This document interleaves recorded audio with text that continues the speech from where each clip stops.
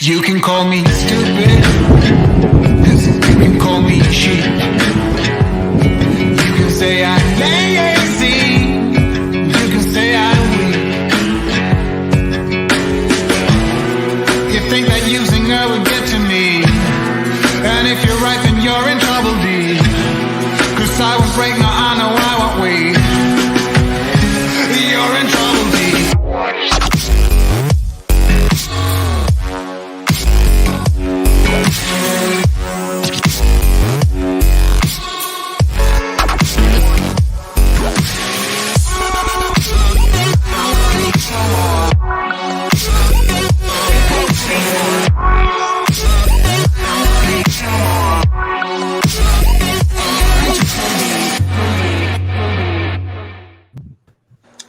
What's up, everybody? We are now live, and I know I told y'all last week that last week was going to be the last stream for a bit, but surprise.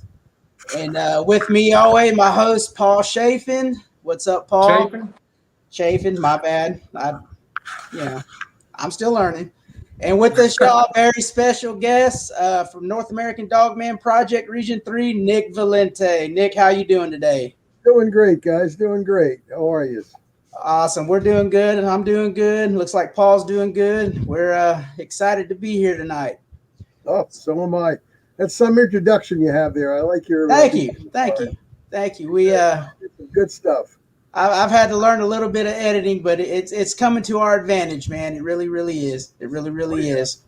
So tonight, Nick, if we might have some new viewers in there who might have never seen you before. If you want to give us a little introduction about yourself, tell us how you got into the cryptid community and how you got into researching and doing your big thing.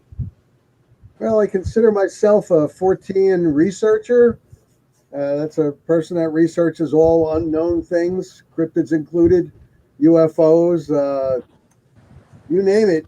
If it's out there and if it's unknown or if it's strange, I'm going to go researching it. But above all, beyond all, I consider myself a boots on the ground investigator. That's my strength.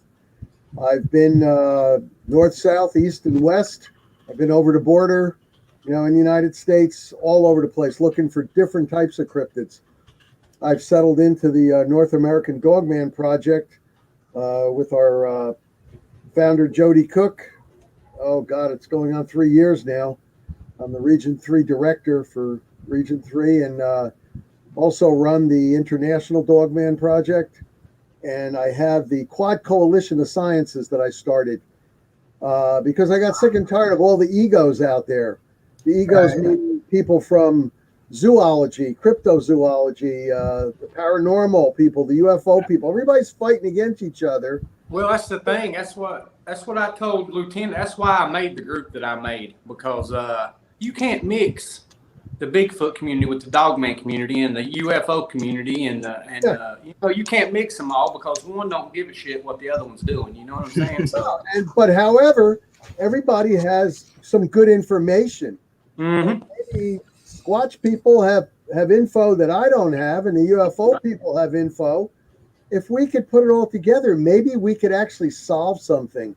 I said this on the air last year on a couple of different programs.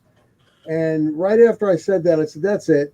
I'm going to start the Quad Coalition of Sciences, try to bring some people together. And you know what it is? The zoological people, they don't like the cryptozoology community because we take away their research grants and their money. Because anytime, there's some kind of a trip involved and they're saying, oh, okay, let's go find the Yeti now. They want to be in on that alone without us. Right. So the money's going to be going, split up between the two different ones. However, like I said before, between the Sasquatch community, the UFO people, Dogman people, something I've also said is, let me backtrack a little bit. About 9 months ago now, I started a research project of my own. I was only supposed to go up to 385 people that I was going to research their encounters and stories. I either spoke to them on the phone, spoke to them in person. They wrote to me, email, or on, believe it or not, regular letters about their encounters with either Sasquatch or Dogman. And that stopped at, I believe, 385 people after 6 months. What I gathered from that information was people saw before, after, or before and after a light in the sky, an orb, you might want to say, like the UFO people see. So if they saw a Dogman, a few minutes before seeing a Dogman, they saw some sort of a light orb in the sky. Hey, I don't want to interrupt you. You remember that encounter where people were camping and they said they seen this, exactly what you're talking about. Some guys did. They were sitting around a campfire and they seen a light out in the woods, and then immediately after they were surrounded. Right. The guy said they left everything. He said we left our tents, coolers, everything up there, never went back. Nope. I read about that story also. I wasn't able to get those people in my grouping, however. Right. I don't think they want to talk to anybody. They Right. put it out there and now they want to forget about it. But what I was trying to get at is before the encounter or after the encounter, out of these 385 people, and mind you, I stopped it after 6 months, but somehow I couldn't stop it because I kept getting in people sending me emails or Facebook messages or letters or something. I had to add it all up, and I'm well over the 450 people mark now. But what I want to get out is this. It's very important. Out of the 385 of the original, 92% of those people reported seeing a light in the sky before, after, or before and after the encounter. Now, Awesome. I have to add myself into the encounter thing because back on September 13th of 2013, I had an encounter 30 feet away from a Dogman, a real live, big, huge Dogman. Yeah, I've been there. And it wasn't something I was looking for either. Not me either. However, after the encounter, and it lasted about 1 minute and 12 seconds, after he walked off, and I'm still standing there outside of my Jeep, and I lit him up with like a 500,000 candle power of light, I saw an orb in the sky about 120 to 130 feet away from where he was standing. Now, what I'm trying to get at here is I'm trying to correlate all this information, and I'm saying, is it possible that they're connected with UFOs? Is it possible they're connected with the aliens? What I'm trying to also say is you got to think outside the box. All right? Well, Absolutely. Hey, I do a lot of research myself. I do a lot. I'm out there about every other day now. And I've got a lot of video footage. I went through frame by frame. I've sat here in this garage for hours upon hours. And I've got videos of orbs coming out of one Dogman, going through like it's on a mission and goes right into another one. And then he'll stay for a second and then he'll leave and he'll go right into another one. And you can tell the difference between the orbs and the bugs. You know what I'm saying? The bugs are just whipping around everywhere. Yeah. The orbs are there. You could actually see it. Now, in my case, I saw it there. I keep pointing this way. It's on my right-hand side. In the direction that he walked off into, I saw it there about, like I said, 120, 130 feet away. I went back the next day with a group from my team, and we were fully armed. I'm going to call it what it is. We were armed to the teeth. We went to the stop sign where this cryptid was next to. I measured it, 7 feet, 7 inches tall. I estimate 650 pounds. I saw the entrails from the deer it was eating still right there on the ground. There was a bicycle leaning up against the stop sign. I'll tell you the whole story later on, but I'm just trying to get to the orb thing. We walked into the forest area where he walked off into, and there was area over there approximately 6 to 7 feet in circumference that was disturbed. I'm trying to figure out what the correlation is between all of them, the Dogman, the Sasquatch, and the UFOs. I believe them orbs have something to do with the camouflage. I really do. I'm wondering whether they can actually zip them up into a ship of sorts. That's what I'm looking at too. Have you ever heard of the saying when it comes to a Sasquatch where the footprint ends? Yes. All right. They'll have people, researchers who have been researching them for 25, 35, 40 years have followed Sasquatch footprints into a field, and to the left, to the right, in front of the footprints, there are within 300 feet, there's no forest, no trees. It's in an open field. And the footprints just stop right in the middle of the field. Okay? I've been to these areas. There's no way the Sasquatch is of the peace of mind to walk backwards on top of his own footprints. And even if he was able to, it's impossible to get the dermal ridge to line up perfectly. Why did the footprint suddenly end in the middle of a field and there's no trees for it to jump to or climb on? I don't understand that. And there was orb seed at this time. Well, and nobody wants to talk about it. Nobody wants to talk about these orbs or these lights or these footprints disappearing. They don't want to hear about that stuff. Remember what you just said, because I want to get back to that real quick. What I'm trying to get at is what happened to that Sasquatch in that field?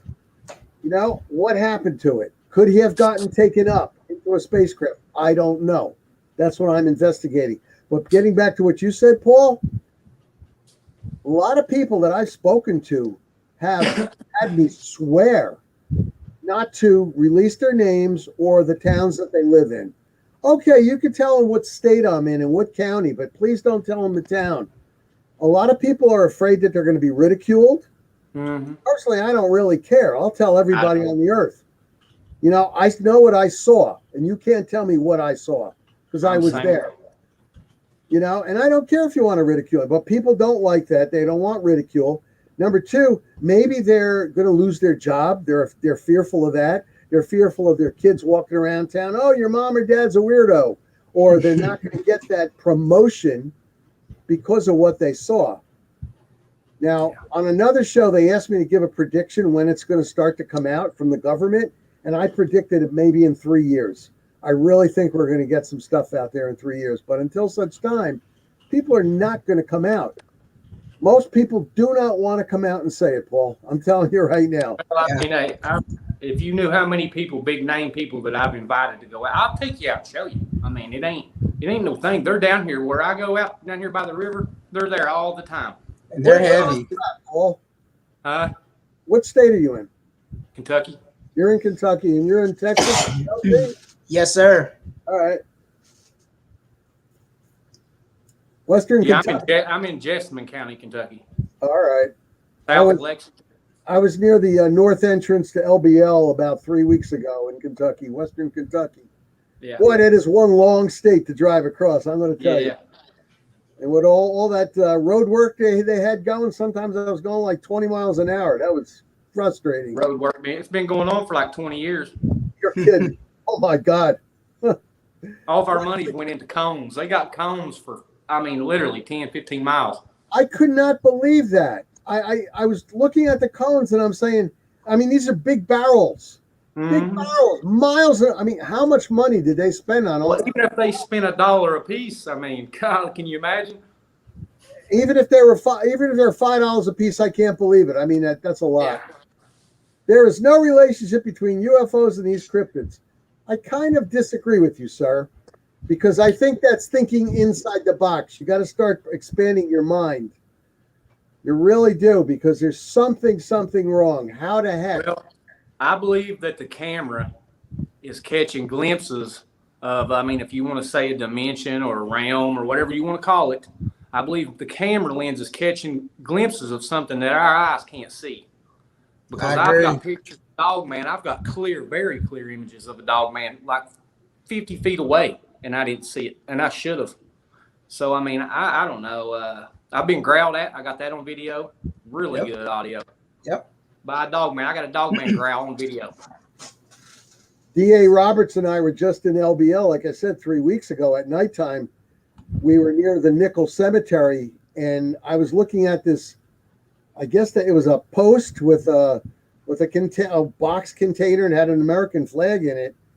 As I picked up the top of it, I heard a deep chest-like growl off to my right-hand side. I hit it with my light, 1200 lumens, nothing. Now, DA had been in that exact spot during the daytime, and he heard footprints, and the footprints walked approximately 300 feet to his left. And then he figured, it's probably just some people, some hikers. But then he heard the same thing happening again off to his right, the same area where I heard the growl. So, I mean, something is out there. And it's just, I mean, we can, LT, if you wanted to, we can get into my LBL trip. Absolutely. But, before you get started, like Paul on this thing here, you know, it's strange, man. It is strange. have you ever listened to Scott Carpenter talk? You ever listen to his videos? Some of them, yeah. Yeah, Scott, like he said, anybody that does any amount, if you do a decent amount of research, footage and so forth, footprints, whatever, if you do enough research, you're going to start coming across these orbs, and you're going to start coming across a bunch of shit that you can't explain. Yep. And because I started out as flesh and blood, I had to have a starting point. You know what I mean? Right. I started out flesh and blood, but I'm not going to ignore evidence because it don't line up with what I believe. I'm That's going to go where the evidence takes me, and I'm going to tell people about it. Exactly, Paul. That's exactly what I've been trying to say. That people like the gentleman from, I guess, the UK who went on before, they don't have any correlation. I'm sorry, you can't disregard evidence. Absolutely not. Absolutely not. Now, I come from a paramilitary and a police background, and I don't care how small the evidence is. You keep it. You keep that evidence. You keep as much information on it. See all the tracks there I got all kinds of tracks from dog. I've collected enough evidence to prove in a court of law that dogman's real. It's, you know, you just can't disregard anything. I'm sorry, you just cannot. Well, hey, what do you think about, like, when I'm out there and I'm recording? These dogmen have gnats in their face like a normal dog does. So I mean, are they flesh and blood with special capabilities? Or are they? I mean, I don't know. I can't put my finger on it, but I feel like I'm really, really close to figuring it out. I personally believe they're flesh and blood because my encounter was at about 11:30 at nighttime up in the Watchung Reservation. I was just going through. I'll recap it real quick for you. I won't bore you to death. When I was coming through, I was going around a circle. That's what the Watchung Reservation. It's former Lenape Reservation at the top, a long time ago. I saw a reflection, and the reflection showed me a large black, I thought it was a bear, standing next to a bicycle that was leaning up against a stop sign. Now, I have a Jeep Wrangler, and I've got like KC highlighters on them, the old-fashioned stuff. 500,000 candle power when I light the top lights up. And I saw this large animal near this bicycle. And I'm thinking, little bicycle near a tree, a human. And as I got closer and closer, I saw the hand go from down up to the snout, down up to the snout. I'm thinking this is a little kid. It could be a woman, a man, somebody. So I had to go there. I had just come back from training. So I had a 10 millimeter Glock. I had my bear spray with me. I got out after lighting this thing totally up. I was about 30 feet away, and it was a dogman. I didn't know at the time what a dogman was. To me, I'm like, what the heck is this thing? Mind you, it was back in 2013 before I even heard the phrase dogman. Later on, I thought it was a large wolf, a werewolf or something. That's what I thought. I thought I seen a werewolf. But to get to my point is, I think it's flesh and blood because it was eating a deer. And specifically, it was a young buck because there was the small antlers and everything on it. And it was going from holding it up to its mouth, tearing, and down. Now, mind you, this thing totally ignored me. It ignored me like I was insignificant, like I couldn't do a damn thing to it. I wasn't going to do anything anyway. I got out of my vehicle. Left hand had the bear spray, right hand had the Glock. I would have lit the damn thing up with both of them, but it didn't make a move towards me. And it was about a minute and 12 seconds, the whole encounter. It stood there chewing, and it didn't even look at me, guys. But flesh and blood, why does it eat something? It has to. Hey, Exactly. like you just said, the one that I seen done the same thing. I was on top of a mountain in eastern Kentucky, and this thing walked from right to left at an angle for about 60 yards. It took about 20 yards for me to put together what I was looking at because it was so black that it didn't have any features until it like lifted its arm up or whatever it did. I caught a glimpse of its elbow, and then I seen its chest. Well, then I started putting things together, man. But it never made eye contact with me. But it instilled fear in me like I've never felt before. I just couldn't believe what I was seeing. I thought it was a black bear, but I've never seen a black bear over 6 feet standing up on its hind legs. This thing, when I went back the next day, measured out to be 7 feet 7 inches tall, and I estimate about 650 pounds. And when it moved, by the way, I did hear it moving branches and leaves because I heard the rustling. So this wasn't some spirit. A lot of people have told me, since it was in the Lenape Indian, a former reservation where they were at, that it could be a skinwalker. It could be a shapeshifter of some sort. I'll go more for shapeshifter if anything, but I've never in my research have read about or spoke to anybody that's shapeshifter. What do you think about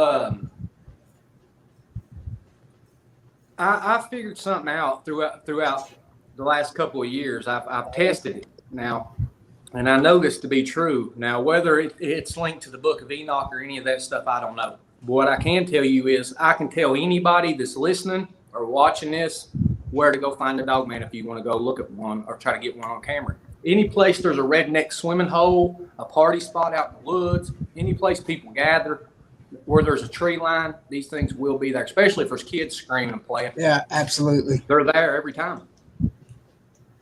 Now, the one I saw, Paul, was a canine variant 3. Here, let me just throw this up here. Right over here. Oops. There we go. This guy here. Now, you see there's 7 variants. Yeah. All right. And mine would have been more of that top one above that hyena. This one here. Yeah, this is more common, and this one here is more common. I'm sorry, I got a poor camera angle here. Okay, well, yeah, maybe it was that one there. I don't know, but it was black. It was about 7, 8 feet tall. Right. But this one here is what I saw, and this thing was muscular, unbelievable, the size. I've seen a Goliath brown bear at a zoo. That was super huge, but I mean, to see something like this from 30 feet away was just phenomenal.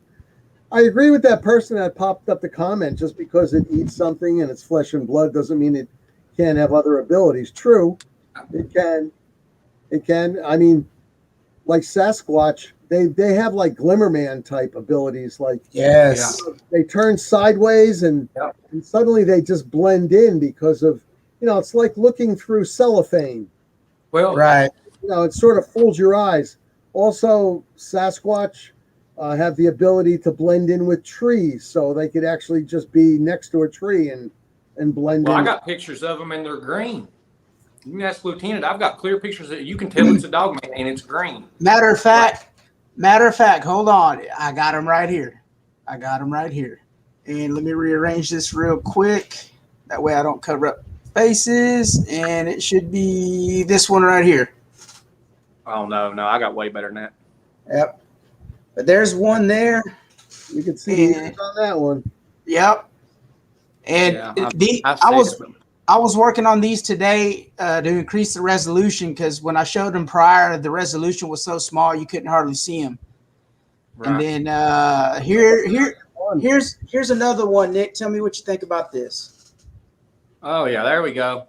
Look at that, Nick. You can see the muzzle on that. Yeah. Yep. One green eye, one red eye, or pinkish, whatever color. Yep. So people don't understand. Like, let's go out in the woods and find a dog man. Well, I hate to tell you, but he might be right there with you, and you not know it. And by them growling at me, they let me acknowledge that they know that I know. You know what I'm saying? Mm-hmm. That one growled at us. I had somebody with me, and I was down there the day before all day, by myself, alone, nobody. the next day I took somebody with me, and as soon as we got there, we got growled at and run off. So I don't know if they can see something that's following you or walking with you or what. I don't know. I just don't know, man. But something's going on. I can't put my finger on it. It's something we all got to, come together. Like I said, all the different groups, and if they could just pool their information, we might just be able to pull that thread out. That's going to tip the scales in our favor to understand what's going on out there and what they have. Until such time happens, I'm afraid everybody's going to just keep on, holding on to their own information. Well, I've got the research spot whenever you're ready. I told Jody the same thing. I would have stopped in on you because being in Kentucky at the time, I had all the time in the world. But we're planning on going back up there late September, early October. So I'll definitely. Well, where I go is about 2 hours from the Daniel Boone. That's how I know. Because when we would go down to the Daniel Boone, there would be cars parked along the road, right? And I would be like, oh, man, shit, Yeah.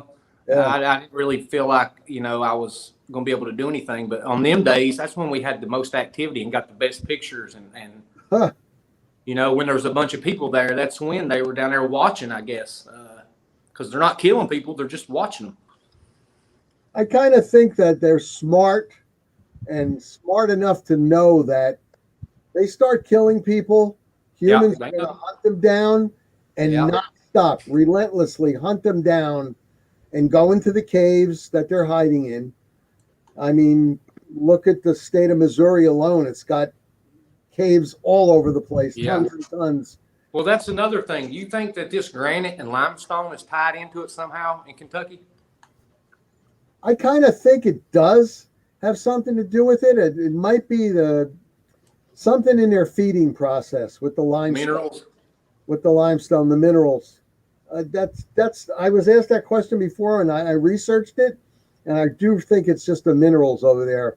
Yeah, Kentucky from one end to the other is like big limestone, protruding large deposits of limestone everywhere.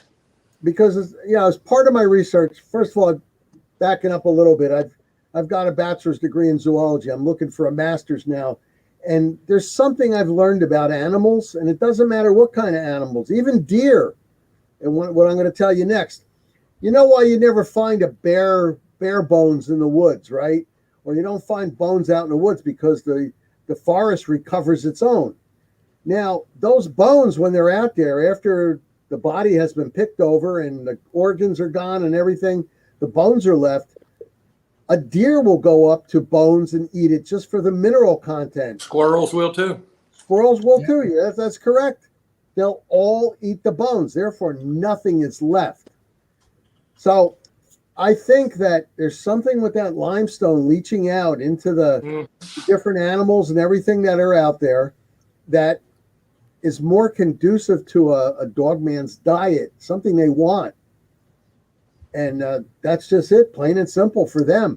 Now, when we're talking about, if you want to talk about Sasquatch, that's another deal because they're basically, vegetable eaters for the most part anyway. Some of them. We're not talking about a Gugway or Squatch or something like that.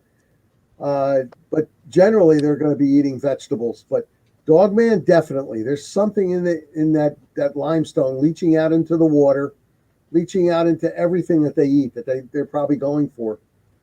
Well, both spots that I researched, I haven't seen no Bigfoot activity in either one of them. It's just all Dogman tracks. Oh, definitely not. Any research I've done, Paul and LT, I don't know if you can confirm this for your part of Texas over there, because you guys got some crazy cryptids over there. Oh, absolutely. Dogman and Sasquatch don't get along. They don't play well together. They don't. Kind of demarcation at nothing. Actually, take LBL, for instance, Land Between the Lakes. Northern part of LBL that goes into Kentucky, that's all Dogman area. Stuff below that is more Sasquatch area. You'll find no researchers I've ever spoken to have said. Well, hey, Nick, hey, I was driving down. It takes me 2 hours to get from where I live to the Daniel Boone National Forest. I was going down there and researching, and But we decided one day to go out here to the river because I have this foiler here, and there's really not a lot of places to ride it around here, but you can go down to the river, and it's an old boat ramp is what it is. Really old, little parking lot. It's got a river bottom on both sides, and when you walk into the tree line, it's like you're in a rainforest. The canopy's so thick. Yeah. On both sides now. But I got down there, and I started finding 3-toed tracks. Because you know as well as I do, I can't go fishing, I can't go hunting, I can't do nothing for research. I'm always researching or looking, So I ended up finding those 3-toed tracks, and just for the hell of it, I got my phone out and recorded for a minute. And when I got home and looked at it, man, I was shocked to my core. Like I could not believe what I seen. Just it blew my mind. But now looking at it, there was a bunch of people there. There was kids screaming and playing. My kids were playing and swimming, and people riding four-wheelers. These creatures was there watching up in the trees, 60, 70 foot in trees. That is something. That is really amazing, though. Yeah, and that place he's talking about, Nick, is just riddled with these creatures. I don't think there's ever been a time where he's told me he's gone out there and not come back with any kind of evidence. It's really amazing. It still shocks me. We went out there last night, and I got some pictures that I posted in the group that were pretty shocking. One for sure, 100% was a dogman. 100%, no denying it. You can look at the picture. It's blacker than the night. Right. Like, you know what I'm saying? It stands out. It's crazy. But I inverted the picture, and I showed the original too with it. But yeah, it was pretty shocking last night. I don't know if I'd go out there at night or not, but just because I know they know that I know. They know that I know they're there. That'd be a little dangerous at nighttime, I'll tell you. I know I was out in LBL at nighttime. But before I continue, I just want to ask you a quick question. The 3-toed tracks, did it have any claws? Yeah. Claw marks? All right. I mean, they wasn't huge. They weren't huge, but now they were definitely 3-toed tracks because there was more than one. There was 3 or 4 of them there. From top to back, it wasn't that big, maybe about 5 inches. Yeah, probably about 5 inches, but it had a round pad on the back. That's, you know what I'm saying? Yes, it came back.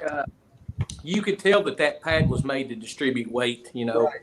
The reason I'm asking the question is this: we have 7 different variants of dogman, and 2 of the variants, 2 of the types of dogmen have the German Shepherd type legs. That will give you the 3 toes or 4 toes with the claws and the pad, and only about 5 inches. You have the other variants, the other 5 variants that have knees just like a human, and that's where you're going to get your 12 to 14 inch type of imprint. Have you seen the picture that I got out of Daniel Boone of the dogman standing on 2 legs? You can see its thigh, its knee, its dew claw, its toes, head, face, everything. I don't believe I saw that yet. No. I'll send it to you when we get off here. That'd be great. I mean, you got to understand, I go through about 200 messages a day, and I go through tons of pages. Well, I missed that.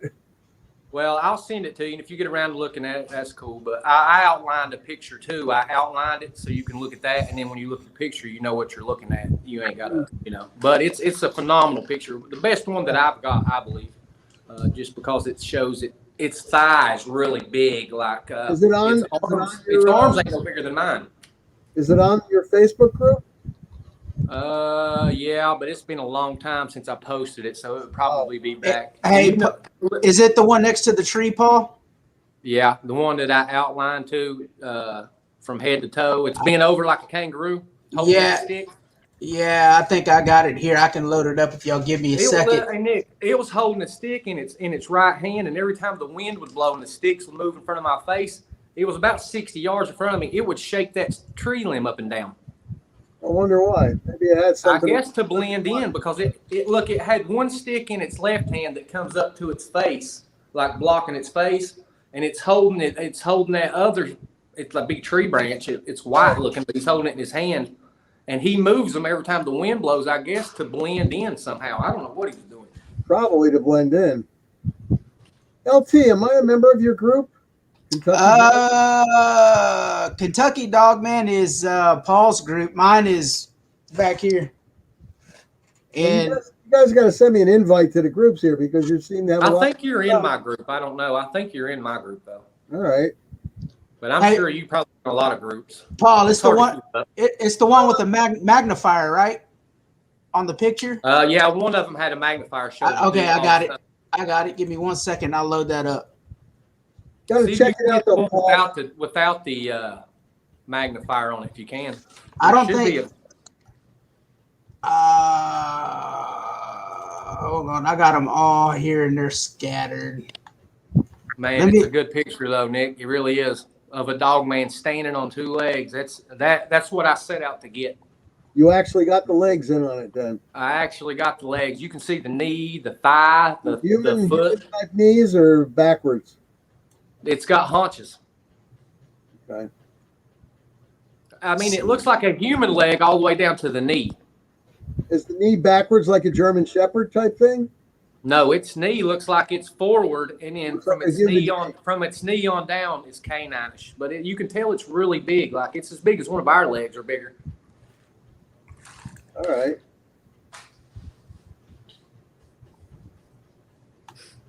Yeah, it's a really good picture. Where is it? Right here. Open this bad boy up. And it's going to be this one here. Mm-mm. No, wait. Nope, wrong one. Hold on. Where'd it go? That's a good one, too, though. That one's on all fours. Hold on. Dang it. I think I just missed it. Where'd it go? It's a good picture. I wouldn't let him waste time trying to show you right now. Okay, my bad. I loaded up the wrong one.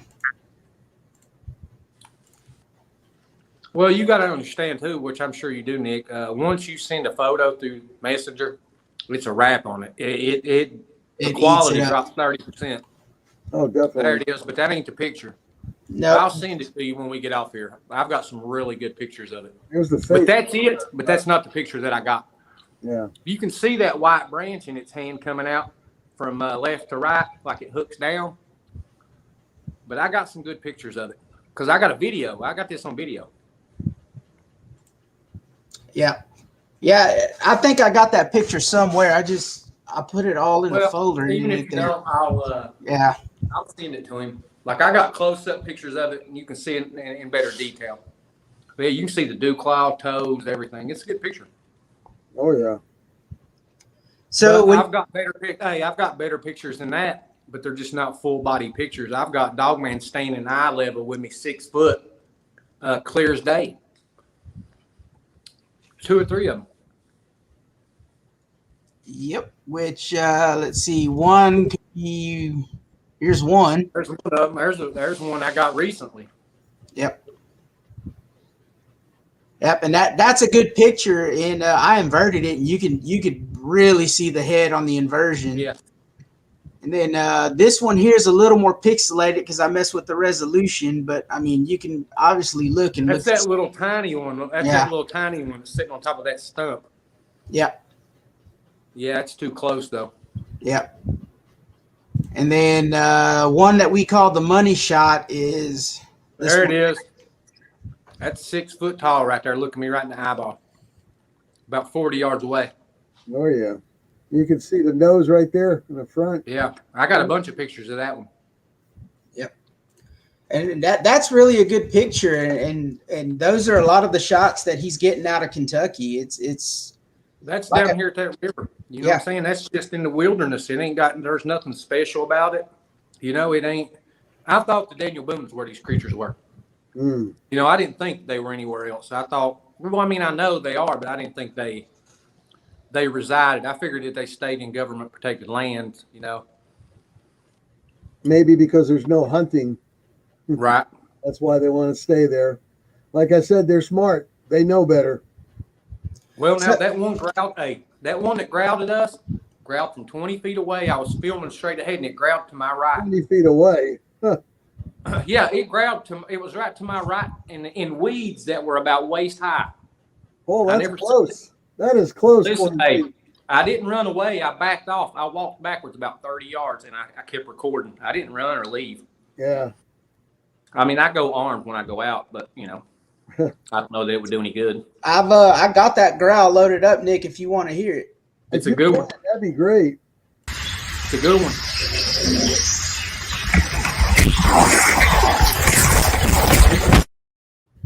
Play it again. I can hear it.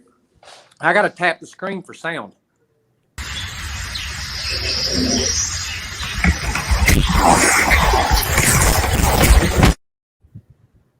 It froze up on me. I didn't see nothing.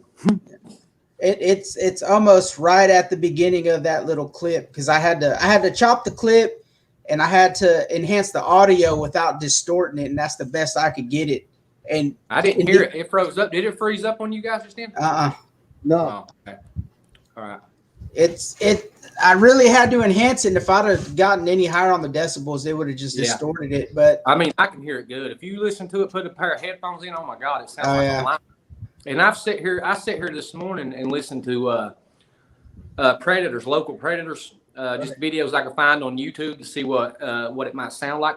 And I'll be honest, the only thing I could find that matched it was a lion. And we ain't got no lion. No mountain lion don't sound like that. No, mountain lion does not sound like that. Not at all. No, they're more high pitched. Sound like a woman. I don't understand why it growled at us. Because it's sand. You know, it's a river bottom. It's sand. We walked out there very, very quietly, and I was already set up to record. And as soon as we got out there and stopped, I had one on camera in front of me, and I told the guy with me, I said, "Mike, come here." I said real quietly, I said, "Mike, come here and check this out." He took about 3 steps and got over to the phone, and as soon as he looked down at my phone, it growled at us. Mm. So I don't know. Ask you, did you smell anything unusual? No. It just, and when you do smell them, you can tell that they're close, but they smell like a musky, wet deer. Well, not them in particular. What I was trying to get at is possibly it had made a kill. Yeah. And you were coming a little bit too close. Possibly it had junior. It had little ones with it, I believe. Had little ones.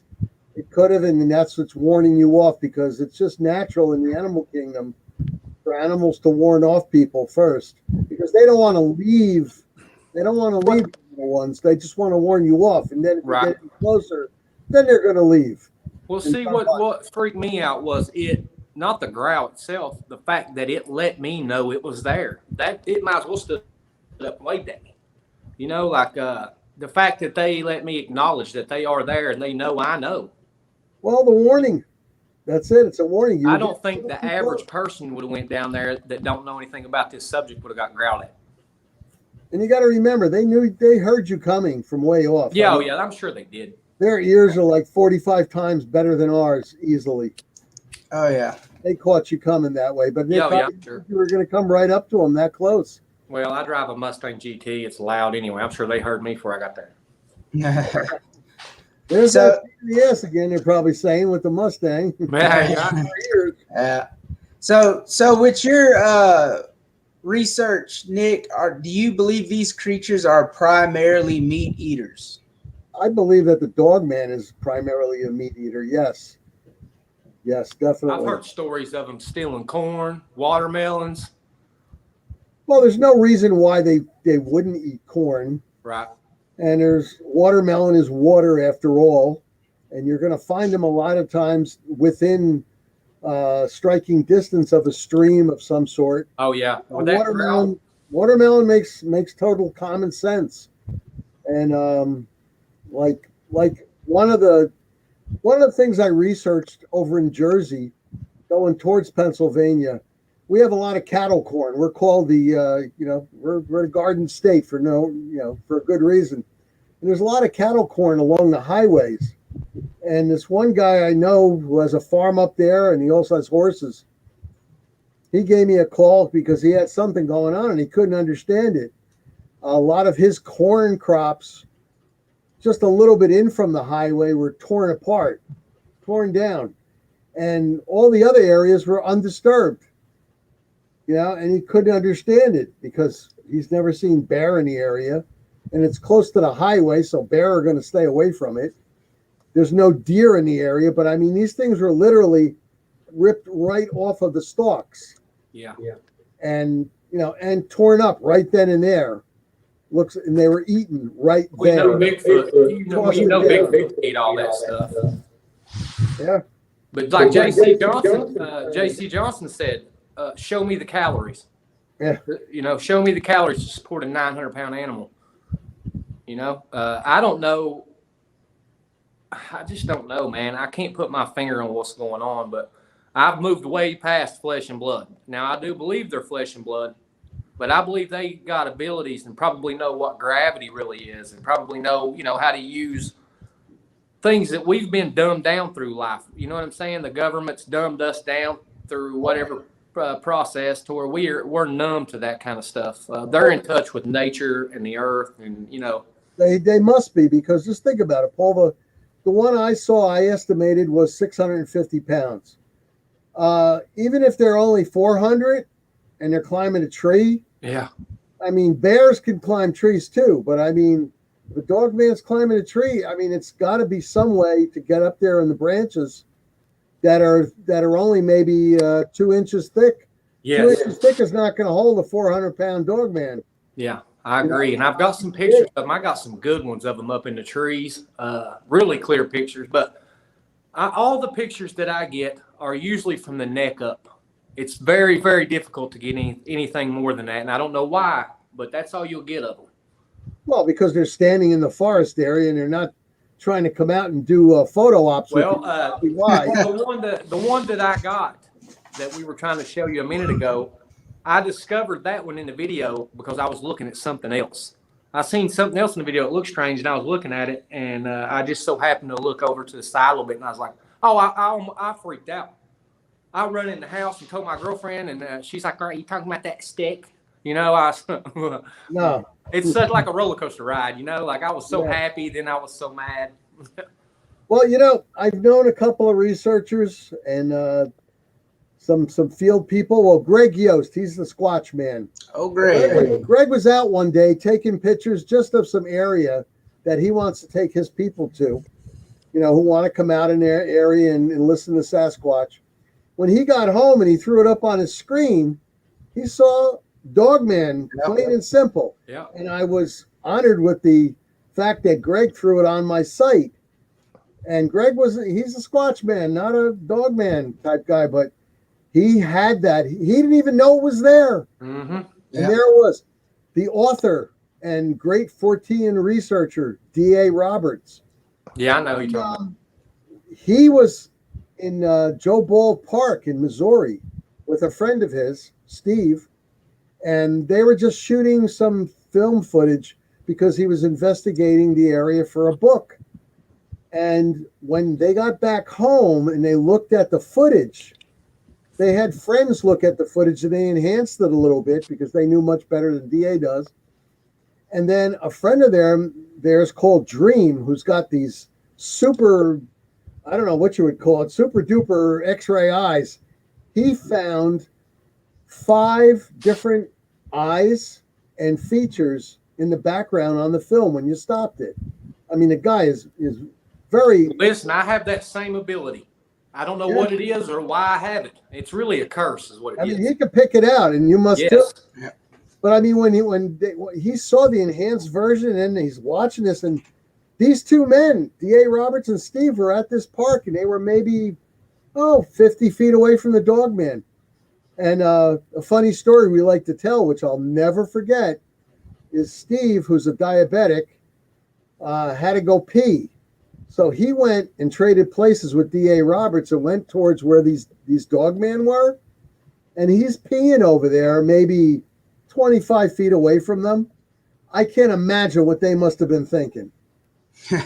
I mean, they must have been thinking, this guy, he's either a superhuman or he's crazy, or maybe they smelled the fact that he was a diabetic. Right. But I can't believe he actually went towards where they were seen in the film, in the video, and he's peeing over there. I was like, can't. Any yo can go out in the woods and get video. You know what I'm saying? Oh yeah. The real hard part starts when you get home and you start reviewing footage. Mm-hmm.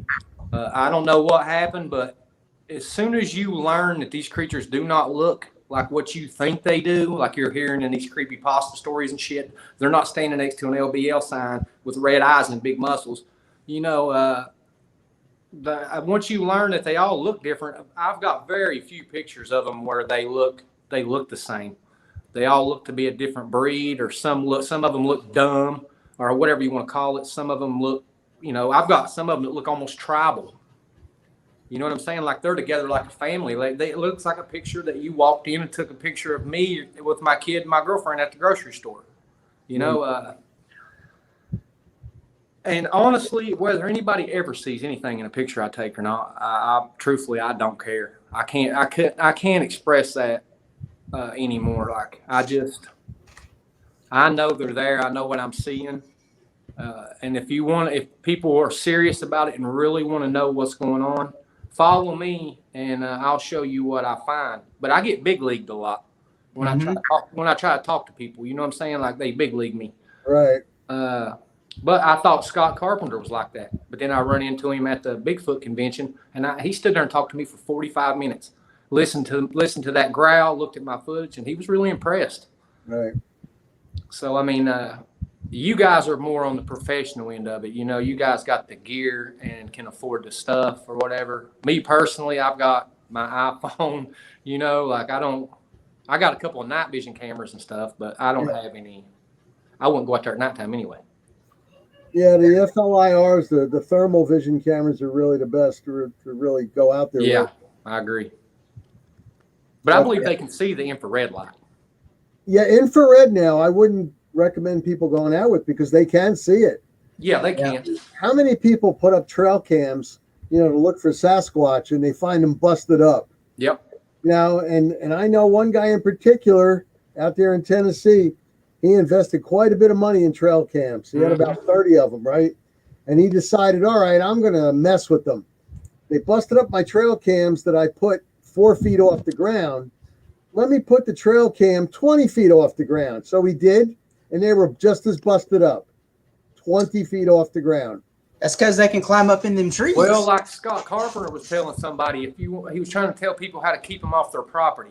You know, from aggravating them, he said, put trail cameras aimed at another trail camera and do that around your property. He said, even if they destroy them, he said, these creatures have rules to follow, just like we have rules. He said, now, granted, you know, these things are diverse. One of them might be heartbroken, its mom, or, you know, something might have happened. He might be mad for some reason. He said, but now if they destroy the trail camera, he said, that's them letting you know they're there. He said, which is very rare. He said, but does happen. But, you know, he said, for the most part, it'll keep them away if they're not really, really aggressive. That's the truth. He's talking about putting trail cams and, you know, they can get destroyed to keep them away. Yeah. I've spoken with 3 different individuals who have had problems with either dogman or Sasquatch. And what I generally recommend is you get a lot, and I do mean cans, coffee cans full of red cayenne pepper, and you put it around the outside of your house. You put it on your windowsills outside, and you put it around areas where you've seen them or there is some evidence that they've been. And the 3 people I've told, and one lady is she runs Dixie Cryptids. I don't know if you noticed that lady. I told her about it, and she's had big problems and no more. I mean, it does work. Plus, you really should put up motion-sensitive lights out there because, and also never leave food out there as gifts. Right. My God, is that the worst idea you ever heard, guys? Not even, no, I wouldn't leave anything for them. No, not at all. Well, one lady I had up, she complained earlier this year to Jody Cook, and Jody gave it to me because she was up in Highland, New York. I'm going to tell everybody where it is because let them go visit. And she's telling me she had a dogman problem. I went up there with a small team. I went against all my regular operating sense. I usually go up with 7 total. Went up with 2 other guys, so just 3 of us. And I'm going to tell you, it was not dogman she has a problem with. Oh, really? She didn't tell us that she was gifting. She was putting out. Oh, yeah. It's a form of idol worship or whatever, I think. Well, all I know is her property was 200 by 150, and the backyard was about 100 yards long, and it was cut, perfectly manicured. But after that, it was woods. And there was one tree in the middle of the property in the backyard that was cut down to 3 feet. And she used to leave apples there. Her parents got sick and she was away for 4 days. I'm going to tell you something. They tore apart her garbage area. Mad, wasn't he? There was a wooden garbage area that was built with 4x4s into the ground. It was torn apart. And she started to get harassment after that, and she couldn't understand why. She came back for 5 days later. She hadn't put out any apples, and it was Sasquatch, not Dogman. Yeah, She had a lot of problems outside. She had the banging on the walls. She had destruction and everything. And when we went there, we laid out the red cayenne pepper. We were in the backyard area, and I measured where she said that she saw the eye shine. And she showed us pictures of the eye shine. And I went to this tree where she saw it. There was no branches, guys. So you can't tell me there was an owl or a raccoon up there. There was no branches. Right. This thing was 15 feet off the ground with the eye shine. Sasquatch. There's no Dogman that's 15 feet tall. So I had to give it over to the Sasquatch group that was in northern New York over there, the Adirondacks area, and they investigated it to try to help her out. But after we put out the cayenne pepper and we put it on that area where she was giving the apple gifts and everything, they didn't come back after that. But I'm going to tell you something. That place was destroyed, the backyard. Furniture ripped apart. Now, do you believe these things follow you home? I don't think Dogman will. I think that's more of a Bigfoot thing, but like Scott Carpenter. If you killed one of the Dogmen, I think they would track you down 1,000 miles. Well, I think Scott Carpenter said now they followed him home. Sasquatch did. I think they would. But no, I don't know. It's and he lives kind of like I do in the suburbs. That's crazy to me. Yeah. No, it doesn't matter. Yeah. Paul, LT, I'll tell you a quickie story here. 2.5 years ago, now I live in a suburban area. I live in a townhouse. Mm-hmm. I do too. A lot of freaking townhouses in here, but the end of my road backs up into a federal forest area. And there was a lady who lives approximately 900 yards from me. She used to live there anyway. She knew what I did. She knows my background. She called me up about 6:30 in the morning one day. This is 2.5 years ago now. And she was scared. This lady's from Colorado. She's not a city slicker. She grew up on a ranch. Her father taught her how to shoot a 6-gun, how to shoot a rifle. She's a hunter, a bow, and a gun hunter, right? She can gut a deer like any guy I know. She moved all the way down here, went to college, became a lawyer, got into politics.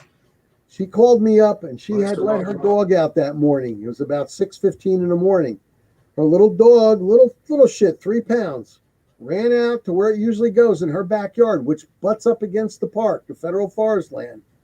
It ran, and then it ran past her into the house. She saw with her own 2 eyes the snout of a Dogman, which I believe was, let me put it up here, this one here. All right. She put up her camera, her cell phone rather, and flashed it twice. Not to take a picture, guys, because she knew from her father that if you flash light at an animal, you can stun it or make it, stay temporarily. She hit the flash twice. She didn't care about taking a picture. She got 2 pictures of it. I went there that morning and she told me about what happened. She ran back in, barricaded her door. She took out her shotgun. She had a Remington 870 with an extended magazine. And she was ready if this thing was going to come in. Well, I think what really matters is I think they're able to tell intent on you. Just like my dogs can tell intent. If you come in here with bad intent in my house, I believe my dogs could read that on you and they'll treat you different. Well, what I'm trying to get at is this thing, we're in like a city area. Right. So, yeah, I know what you're saying. I just mean like like you were talking about, she pulled the camera out and stuff and flashed it. Like people all the time say they don't know the difference between a gun and a camera when you're just holding something in your hand. Right. I don't believe that. I believe they know. I believe they can tell intent on you as soon as you get out of the car. Well, she was trying to stop it. Right. All right. This is in New Jersey, Alfred. Now, what happened was I did go over there. She showed me her camera, and I saw the snout and everything. I saw part of the claw coming around the tree. That's why the dog retreated. Now, to tell you the finishing end of this story, she's a politician or was a politician in the area. After I got some of her relatives to come there to stay with her because I had to go to work, I came back the next day. I told her I would come back and talk to her more about it. They wouldn't let me see her. She promised me right then and there that she would send me the pictures. She never to this day sent me the pictures. As a matter of fact, guys, 3 days later, her house was up for sale. She had me swear not to give her name or her address because she was a politician in my area. Well, just, I was listening to one of Scott's videos again. I mean, I know I keep going back to him, but I do that just because I've listened to his videos and it lines up so much with what I'm seeing and what I believe to be going on.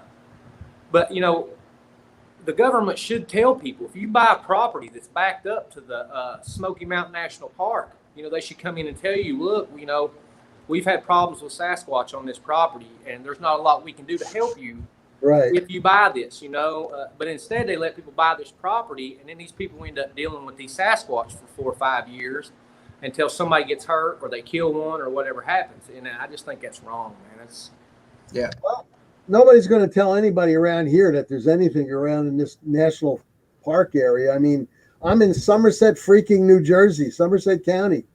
And, they're not going to say nothing. It's built up like you would not believe, but not this forest area. All I have to do is go to the end of my block, and I can go right into the forest area. Yeah. And she's like 900 feet away from me. That's where her backyard was. But what I'm trying to get at is something we were speaking about in the beginning, too, about people not wanting to talk. Her family would not let me contact her anymore. And she did not send me the photos. She had her house for sale. She moved to Florida. That's what her sister told me.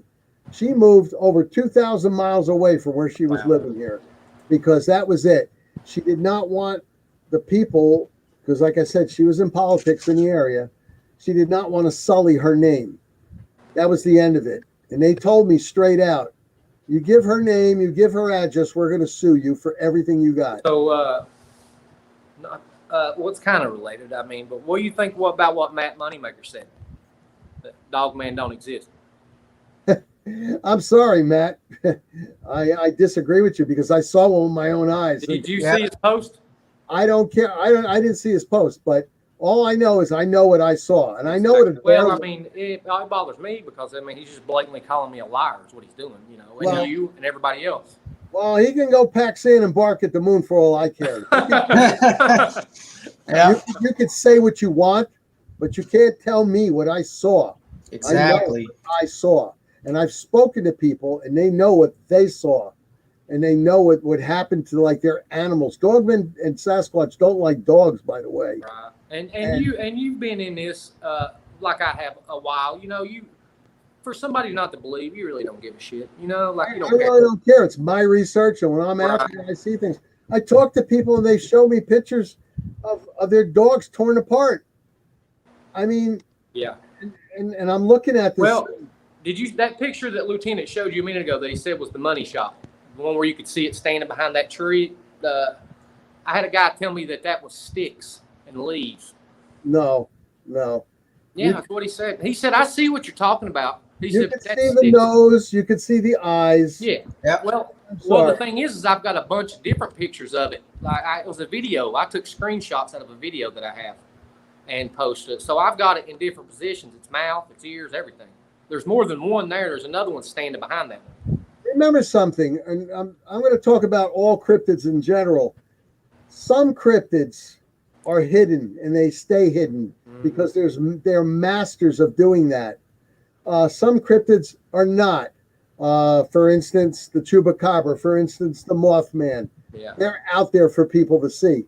But Sasquatch and Dogman, no, I'm sorry. No. You know, not. And when you do get them on camera, they don't look like anything that you've heard. So then when you show them to other people, they're like, nah, you know, that can't be what that is. You know, even though they're looking at it, they're like, oh, it's just a dog. Yeah, a dog standing 6 feet tall. What? You know, the eye shine being over 7 feet off the ground. Yeah, No. like exactly.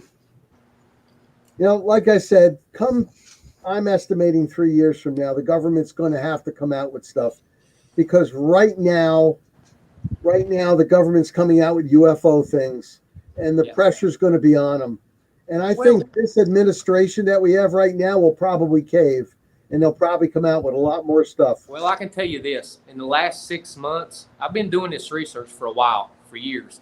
But now in the last 6 months, I've been getting them on camera a lot more frequently, like they're showing themselves more, or they're coming in more clear. I don't know what's going on. Maybe the bell's wearing thin. I don't know. I don't know what it is. You know, my mom thinks these things are fae, whatever that is. I don't even know what that is. But, and, you know, I used to laugh at her because I was flesh and blood, wasn't I, Lieutenant? I was hardcore flesh and blood. Yeah, you know? Hardcore.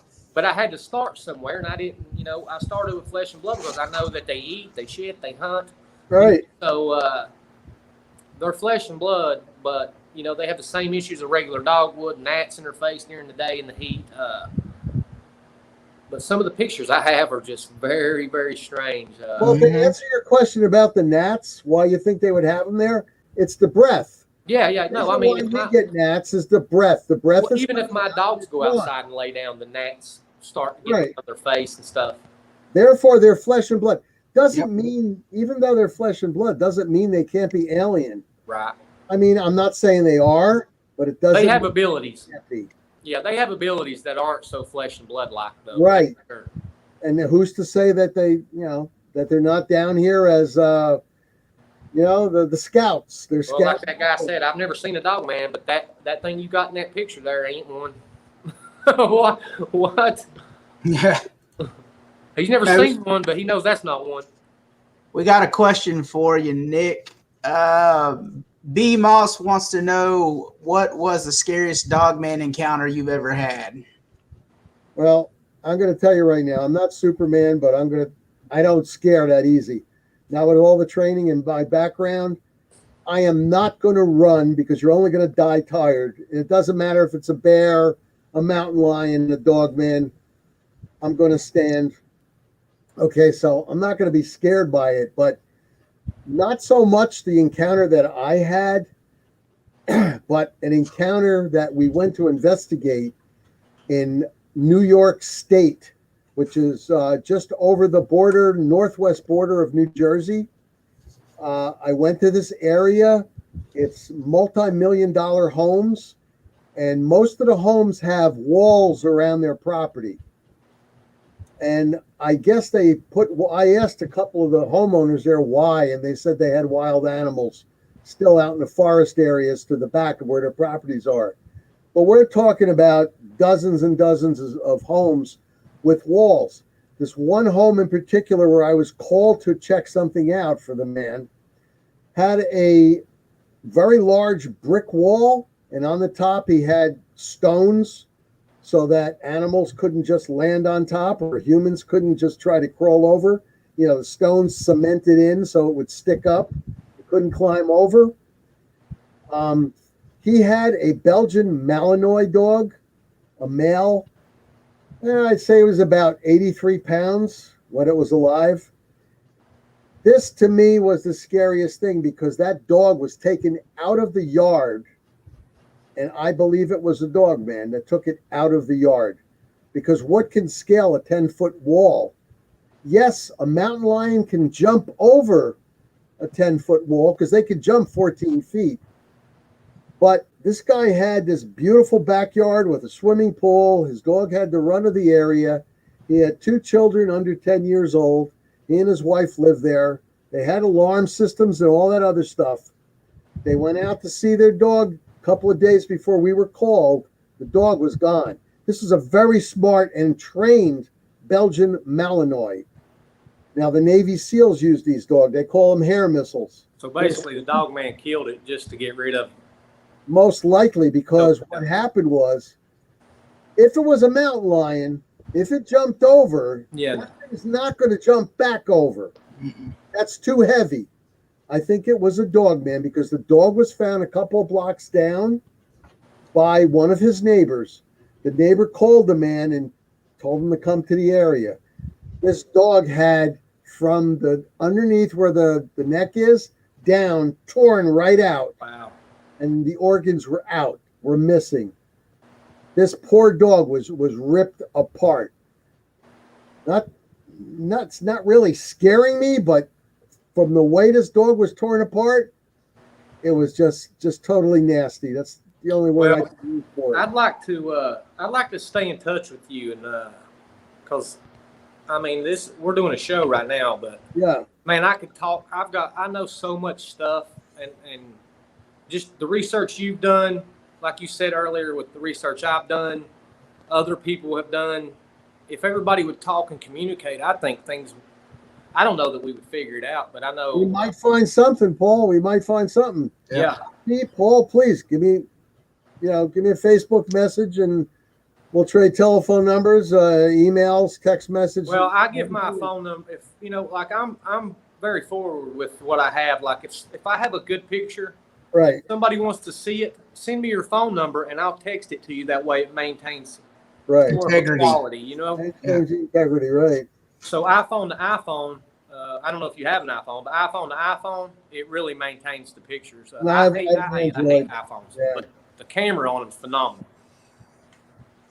I'll tell you though, I mean, with all the research I've done, I've been to all four corners of the United States. I've been over into Mexico.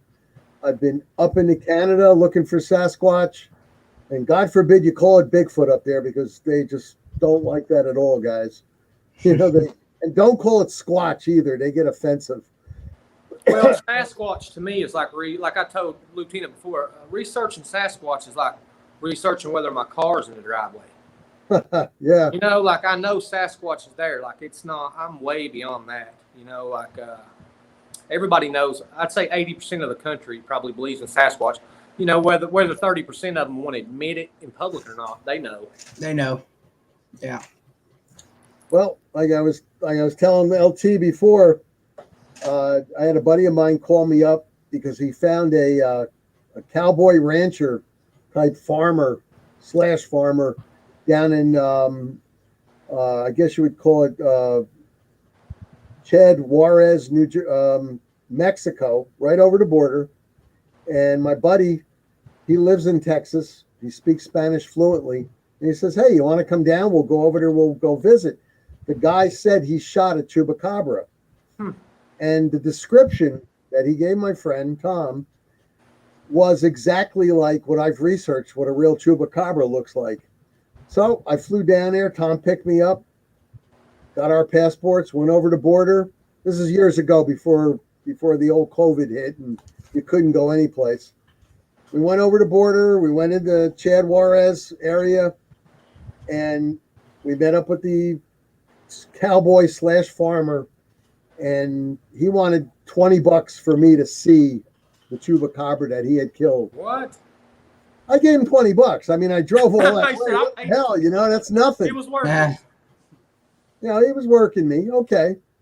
This thing was about 42 inches long from the nose to the butt. It was a grayish, bluish color, no hair, except for the top of the head, a ridge line. Real tiny, I'd say about a 3/4 of an inch of hair going straight down. And the skin was a bluish gray. Wow. Like I said, I've studied zoology for many, many years, and I'm trying to figure out what this thing is. It looked like a hybrid. Part coyote, part wolf, I say. Yeah, that's what I think too. And the thing was, it had a skin disease. Now, when these things have a skin disease, they no longer know how to hunt properly. Right. So that's why they go after domestic animals like goats and sheep. Now, it did kill one of his goats and it did kill one of his sheep before he shot it. And I said, well, could I see it? Can I see one of the goats or the sheep that it killed? And he said, yes. All right, so we went there. And I'm looking at it, and I asked him if he would give me permission through my friend Tom, because I didn't speak Spanish. I said, listen, would you mind if I cut it open? Because I've done this. I've cut open animals in biology class and in zoology class. They have you cutting all kinds of stuff up. Not for $20. Another $20 is what he wants. Another $20. Yes, sir. No, I'm telling you, he wanted $20, but he wouldn't let me cut it open because he wanted to do the cutting. And for $100, you probably could have just bought it, Nick. Yeah, bought it. Yeah. Yeah, I know, but I'm not going to take it over the border. Can you imagine the Right. border patrol? The border patrol would have cut it open and looked for drugs. Right. I'm not going to play that game. I mean, they're going to hold you up then. But long story short, I gave him the $20, and through Tom, my friend Tom, I agreed. All right, you cut it open, but I'd like you to do certain things. He goes, blood. He was saying that the blood was going to get. I think he was worried about the sheep's coating because he wanted to shave it off and sell it. I don't know. I don't know very much about that part, but I do know he was very tight. Yeah. He did cut open. No blood ran out. Now, there is something I do know about blood. When the heart stops pumping, the blood starts to coagulate. Yeah. And it turns into a gelatinous substance. Like jail. Mm-hmm. Now, when he opened it up, no blood came out, and he was astonished. Right? Then I asked him to do one more thing. I thought he was going to charge me another $20, but he didn't. I pointed to an artery, and I asked him to cut the artery in half. He did. Nothing came out, but there was a red gelatinous substance in there. So what you're saying is they think these things are being drained as blood. It wasn't. But I'm going to tell you one thing. I will agree with one thing that they've said. It did have marks on the back of its neck. It did have 2 puncture wounds, possibly a 3rd puncture wound, but I only saw 2. But the blood was congealed inside there. Therefore, there's no bleeding. Therefore, people think that, oh, the Chupacabra sucked the blood out of the animal. No. They just was it big enough to take down one of them sheep? No problem. Oh God, it was about 42 inches from the nose to the butt. Like how tall do you think it would have been on all fours? Yeah, let me see. I would say about 28 to 30 inches. It was big. It was pretty big. Why did the pictures show up blurry? That's a very, very good question. Very good question. Hey, We listen. were talking about that before. Hey, Nick, I've got pictures where the leaves in front of me, the weeds, the trees, everything is crystal clear, and then there's a big blob. Right. But And we were talking about that before. If they have other abilities, they look like, when a Sasquatch turns sideways, he looks like cellophane, like an opaque subject. They have certain abilities, and this is coming not from me. Have you watched Mark Zaxby's documentary? The What's that? Bigfoot. Mark Zaxby. I'm not familiar with that. He's got a documentary called Bigfoot: A Hidden Reality, and he puts Bigfoot hair under a microscope and hits it with outside light sources, and he takes light off of it. It has a green hue to it. When you take light off of it, right, it looks green. So it's like having a bunch of, like you said, but little mirrors on you. They must have some sort of inbred ability, and maybe their skin, their hair, their fur, whatever you want to call it, has an ability to bend light and to blend in with light. To answer Al's question, I say within the next 3 years, before Biden gets out of office, I think this administration is going to cave, and they're going to show a lot of stuff. And people are not going to like what they're going to hear. Well, you've seen, I'm sure, which I sent to Jody, I'm sure you've seen it, Kurt Stokes' video. Yeah. Yeah, that's going to be in the documentary too. And Oh, yeah. I've been warned about it already from somebody high up, not to cross the line with videos and pictures. But like I told him, I'm a habitual line stepper. So, I'll deal with it when it happens, if it happens. Other than that, it's going out. Yep. Oh, yeah. We've got That was my foray down into Mexico looking for a Chupacabra, and to me, I thought it was part wolf, part coyote, a hybrid. Now that's mine. So like I told LT, I have a mantra. My mantra is to prove or to disprove that these things exist and what they are. Do you just go out? Do you go out and research when somebody calls you, or do you have a place that you go to, or? It's everything. I get calls, I get letters, I go on my own research. Right. I love to do the boots on the ground research. I do too. Absolutely. In Kentucky and in West Virginia, looking around just recently. I mean, that's a 1,200-mile one-way trip to get to the other end of Kentucky from New Jersey. You come down this way again, you let me know, and I'll take you out. I'll guarantee. Hey, you won't leave here. You know what I'm saying? You won't be disappointed. I promise. Yep, exactly. Well, maybe between the two of us, we'll take one home. You know, we can do something like that. But like I said, I like to go out there, and I don't do this for the money. Everybody could use money, but I make quite a bit. I make my own. I don't need it. I have shirts that I had made up and mugs for the members, but it's totally at cost, and I've lost money on all of it. I made patches up that I mail out to my members for free.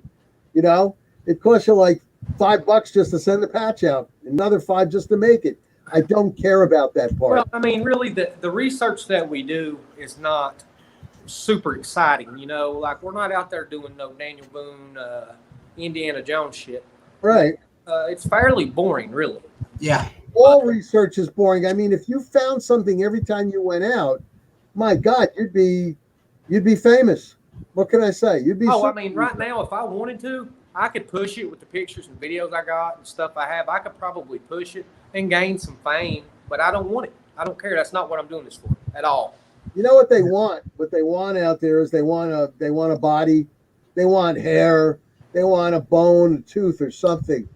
But you know what? The researchers that I know out there that have those things, yeah. And I'll name my founder from the NADP, Jody Cook, as one. Yeah. Jody has sent out hair and it's disappeared. And I mean, Scott Carpenter sent Dogman hair and Bigfoot hair to Melba Ketchum, and they both came back as human hybrids. Now, the government's got to forgive me on this one, but the Smithsonian. Yeah, that's a joke. All right, there's been stuff sent out to the Smithsonian, and I'm going to tell you right now, they're like, "What hair? Yeah, what hair? We never received it. What do you giant mean balls? we never received it? Yeah. I've got the USPS signature here that somebody received it. All right, what's their name? Oh, they don't work here. They've never worked here. Jody actually has something. He's got the lower jaw of a dogman. I think he showed that to me. Yeah, he's found that, and God forbid he sends it out to get the DNA checked. It fits all the parameters of a dogman of one of the variants, but if he sends it out, who knows? He may not get it back. So I'm figuring that if we keep it long enough for when the government comes out with something. Check this out, Nick. You got 1, 2, 3 claw marks there. Right here, this one right here. It's 3, the 4. The pinky is as long as mine. You know, when I put my hand up there, Right. the pinky's as long as mine. I mean, I got this one right here and this one from the same spot. So this is probably the front, and that's the back. But this one here is probably the most defined and best one I've gotten.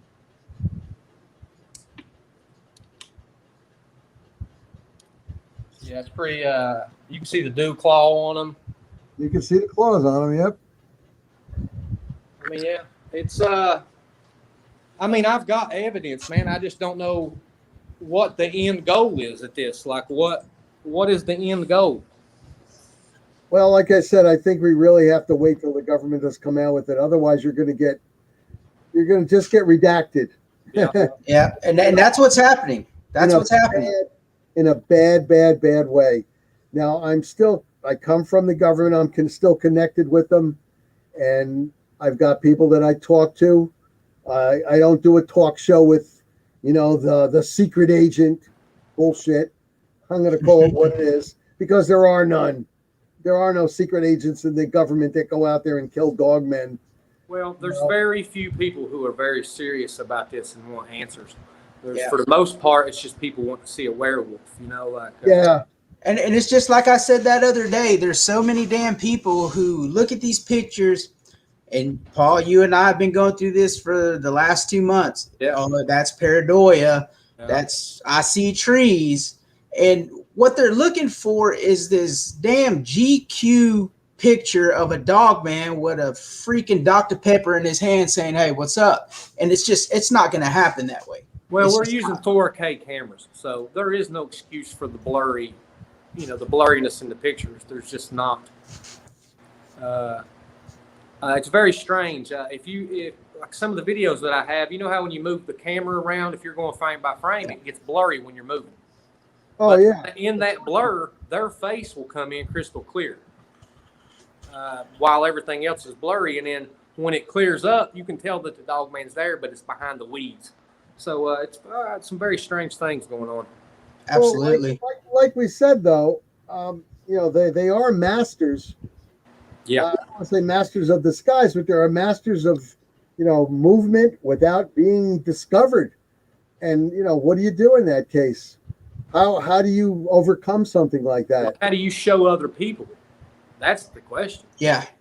I mean, I just love it. Everybody's like, oh, yeah, I want to get a picture with Sasquatch or with Dogman. It just blows my mind that upright walking canines is not a big deal to people. You know, like my mom and my stepdad, you know, they, like he told me, he said, I'll be honest with you. He said, I thought you were crazy.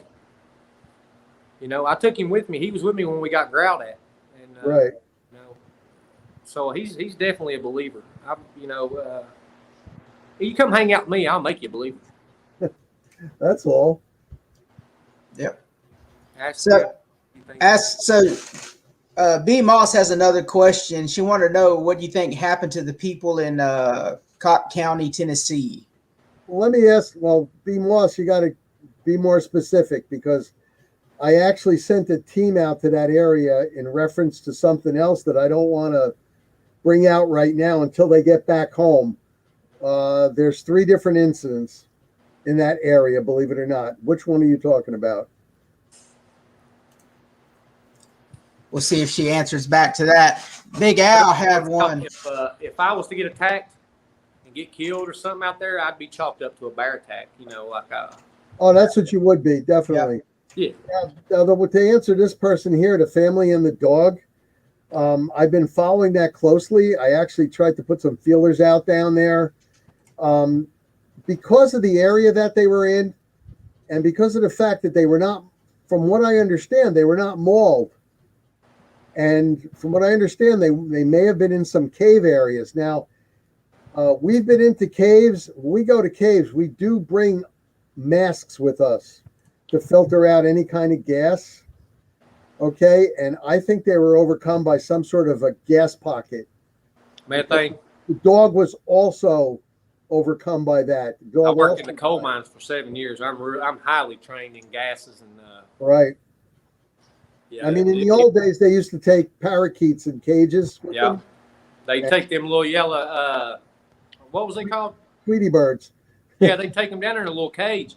And if Right. that bird died, they knew it was time to bounce. But They're all like, no, we're not going down this tunnel right now. We're going to the next one over. well, No. methane gas is it's tasteless, it's odorless. You know, Odorless, you can't- right?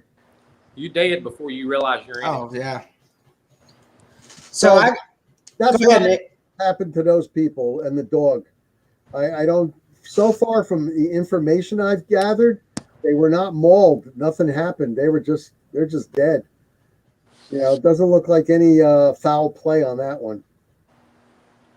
So I got a question for you. I was on YouTube before the show, a couple hours before the show, and I ran into something pretty interesting. And of course, Jody Cook commented on it. You know what I'm talking about. Yeah, I believe me. I have to follow a lot of things during the daytime, and Yeah. So what do you think about that video? well, I don't know if you caught my interview of this person. First of all, I don't want to give him any more airtime than we've Who already. are we talking about? LBL. Oh, Roger. Is that his name? Can we type to each other here? Yeah, if you go to private chat, you can. Can you see what I just typed? Yeah, I can't see the chat either. Oh, okay. Well, this individual I interviewed many months back on Josh Turner's Paranormal Roundtable, and due to my background, my police background, I've also been to the FBI school in Quantico, interview and interrogation, and due to my experience, my background and education, the person was full of it. Let me put it to you that way and plainly. I'm sorry. I interviewed him live on the air. Yeah, I listened to it. Yep. I'm sorry. I wasn't rude to the guy, was I, Paul? I mean, No. No. I think your interview with him was probably the best one. Best one, yeah. I didn't lose my temper Well, because I you don't had care. common sense. You were asking common sense questions. That's all. People were ignoring. Yeah. All right, that's what LT is referring to, and I think he just wants to stay relevant. Number one. Well, as soon as they mentioned the lie detector test, he was done.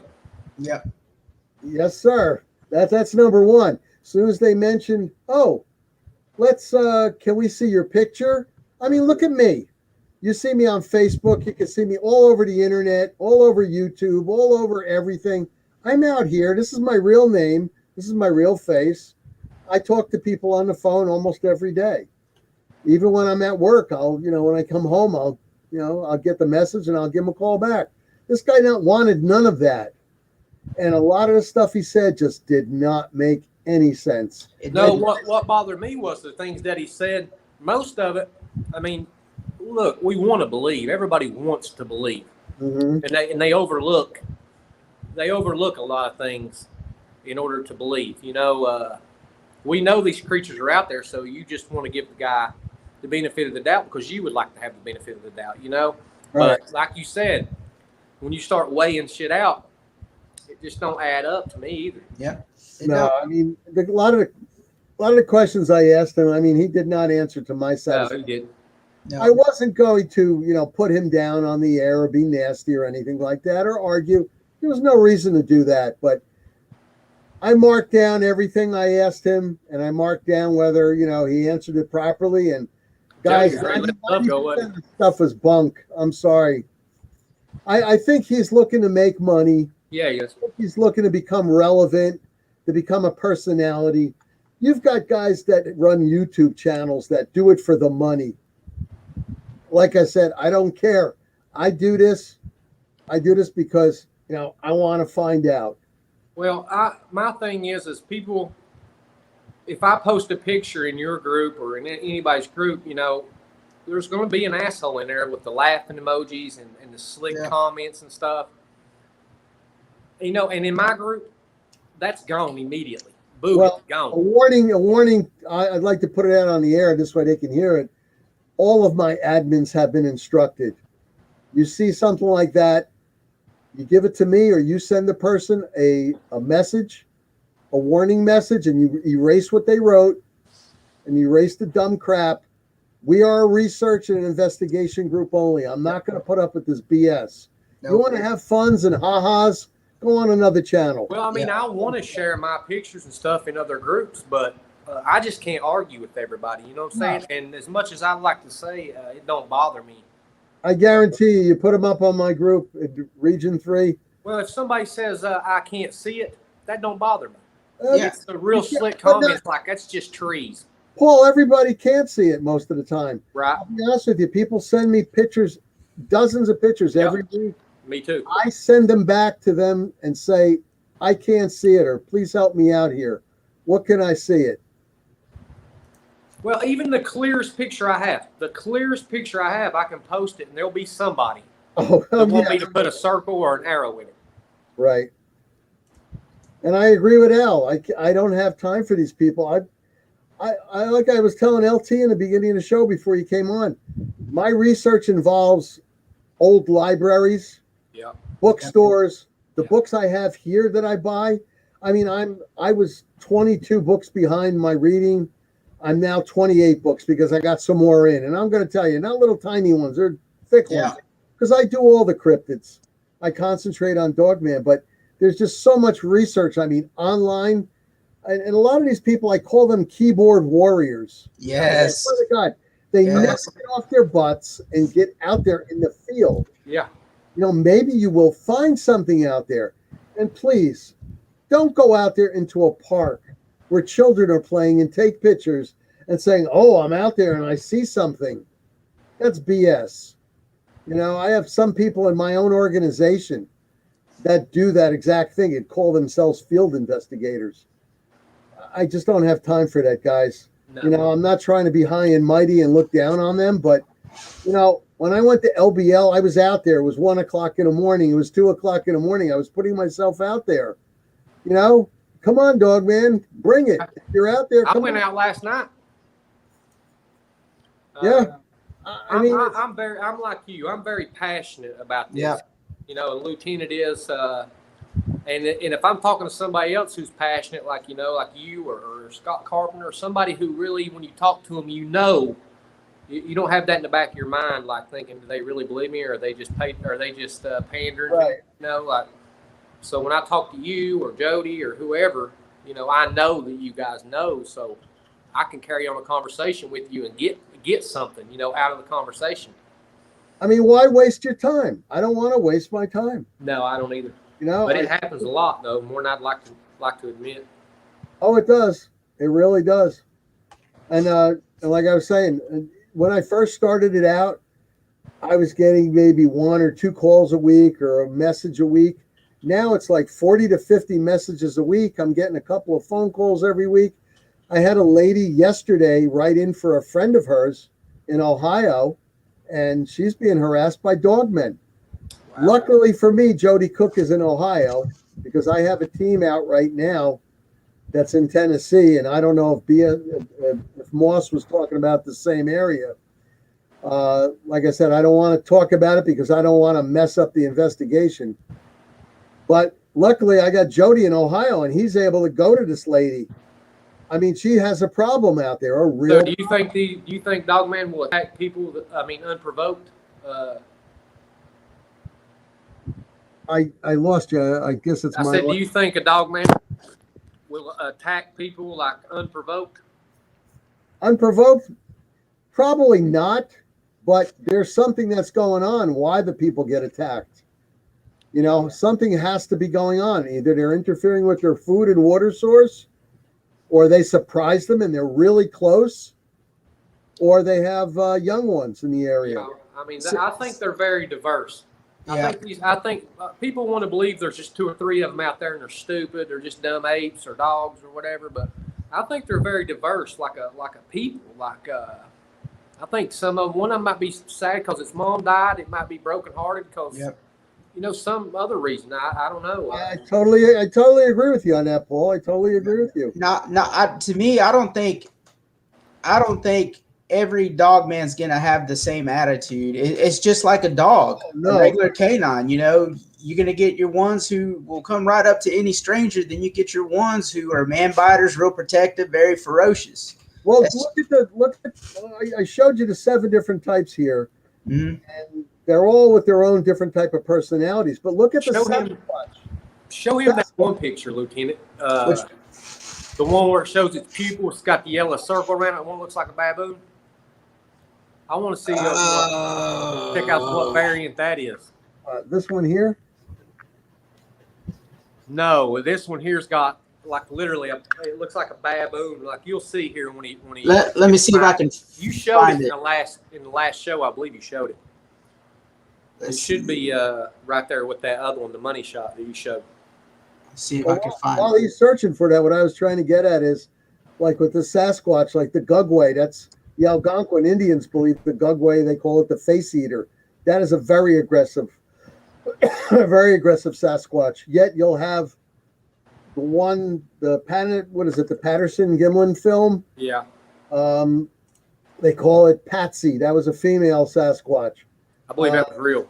They're not as aggressive. I mean, you've got the different types that are aggressive and non-aggressive. Well, you get people who go out there and will shoot at them and stuff. Well, that's okay until the next person runs into it. Yeah, exactly. They're not differentiating between this person and that person to say, hey, we were shot at by a human. Okay. It's hammer time for them. You think any of these dogmen or these cryptids are tied into the missing 411? I would say so.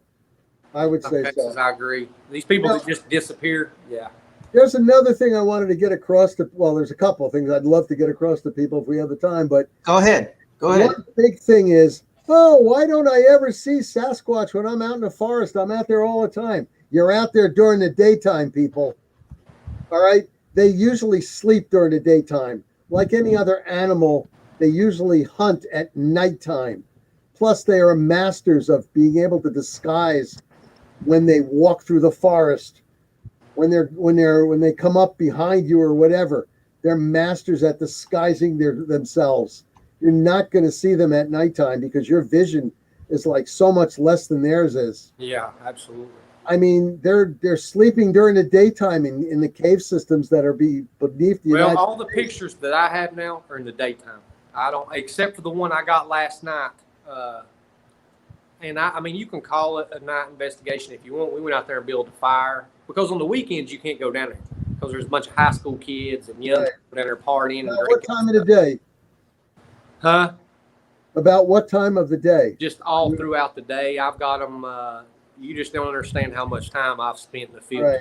Right. I mean, there's always exceptions to the rules. There might be reasons that they're out, but generally they're not. Well, I mean, they don't look like they're doing much. I just don't know what kind of life they would have. That's what I try to put together. I try to look at everything from 10,000 feet. You know, like what are they doing when we're not around? Are they living a normal life? Or are they, you know? Well, something as large as that, and maybe they're in a community, they need to get food. Yeah. You know, and I mean, a 650-pound dogman is going to consume an awful lot of food. Yeah, with impeccable self-awareness, too. They know exactly where to stand to blend in with what's behind them. I mean, that's... Exactly. It's phenomenal, man. They are definitely an apex predator. They are the top of the food chain. Bigfoot and dogman both, I believe. Oh, yeah. Me and that same guy that was with me when I got growled at that same day. Have you ever been deer hunting and walk up on a buck and it blow at you and then jump? Yeah. Well, we had something do that. It blew at us and then it kept doing it. It done it for like 25 minutes. It would blow really hard and then it would move. You couldn't hear it moving, but then it would blow over here really hard. It sounded just like a deer, like a buck. That's the only thing I can compare it to. Well, the two times I've had, see, I'm not a hunter, but I go with my friends as like their bodyguards in case there's a bear. And it was a good thing I was with a couple of friends of mine because there were a bear. But on a couple occasions that I can remember, a buck with like an 8-point rack or larger did the snort, did the sound, and it actually stepped forward and did a couple step bluff charge with its head down. You know, and I guess it may have been protecting. I'd say he probably had a bunch of dope hiss on him or something. Probably had something there, but it wasn't buck season, so we couldn't shoot him. So, right. I don't know where that picture went, Paul. I'm gonna have to dig for it, but I'll definitely send it to you, Nick. Well, yeah. Well, I mean, I don't send people pictures because I'm sure Nick, being who he is, I'm sure he gets a lot of pictures and probably more than likely ain't gonna take the time to look at every single picture, you know. But well, if it's coming from you guys, I'll definitely take the time to look at it. It would be interesting. Yeah. Well, I've got some good ones that I'll send you. I'm not gonna flood you out with pictures and shit. But now I'll send you the best ones I got and let you look at them. What'd you think of Kurt's video, real quick? I think it was pretty. Yeah, it was pretty prolific. It really did show a lot. Is that the Holy Grail or what? You know, I really haven't seen anything really better than that, really, guys. I mean, it has a green eye that's illuminated from within. Mm-hmm. I was wondering whether that was a reflection, why it had that. I mean, I slowed it down. I've got it in slow motion, the raw footage, and its eye blinks. It almost looks digital, like you don't see an eyelid. It just kind of is gone, and then it opens a little bit to peek. Right. It keeps peeking to see if he's still there. Right. And you can tell when you watch the whole video that Kurt, even though he's seen it and zoomed in on it, I don't think he knew what he was looking at. And you can tell the minute that he did realize it because he was gone. Most likely not. Yeah. Most likely he did not know what he was looking at. No, he didn't. But you can tell in the video when you watch it because it's edited now, but the original is like a minute 60 seconds of sky and ground. You know what I'm saying? Yeah. You know, but Is that- his ride, the people he was with was also leaving him. So I mean, you know, they apparently it was a really rough day down there. I got a picture for you here, Nick. Let me see what you think about this, because I sent this to somebody else and they took a look at it and they really couldn't give me a definitive answer, and just another set of eyes would be awesome. So here it is. Yeah. We'll see what it is though, is the picture's up so close. Mm-hmm. I've got that picture, the original distance of it. It's that's up in a tree about 60 feet. That looks like a Type 3 variant 1. Well, do you see that line coming down to on the right of the picture inside the circle? Yes. That's what their limbs, their arms and legs look like in pictures. They look hairless and almost cartoon-like.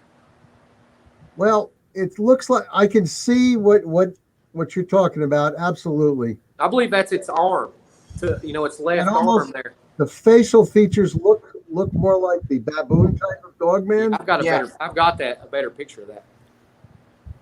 And it could be because of like I said, their body structure, and it could be that their whole physiology is able to reflect light in a certain way. And that's what that arm could possibly be.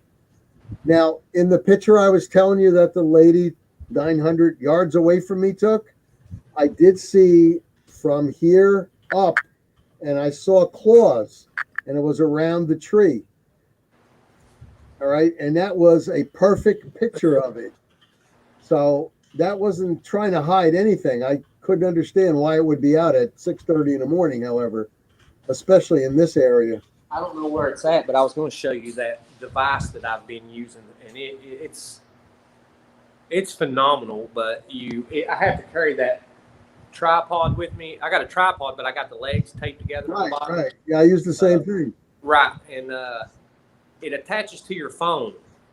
You know, you see the commercials all the time, or on Facebook or whatever, where they're looking at the moon and stuff. Right. It's a lie. You really can't see the moon through it. Yeah. That's what I had used to catch the picture of the one I got on my property. Yeah, that money shot that you showed him earlier, that's what I was using, was that device. But I think they get wise to you. Yeah. They get wise to what you're doing. If you, like, I keep coming down there, and I think they know what I'm there for. In other words, I guess.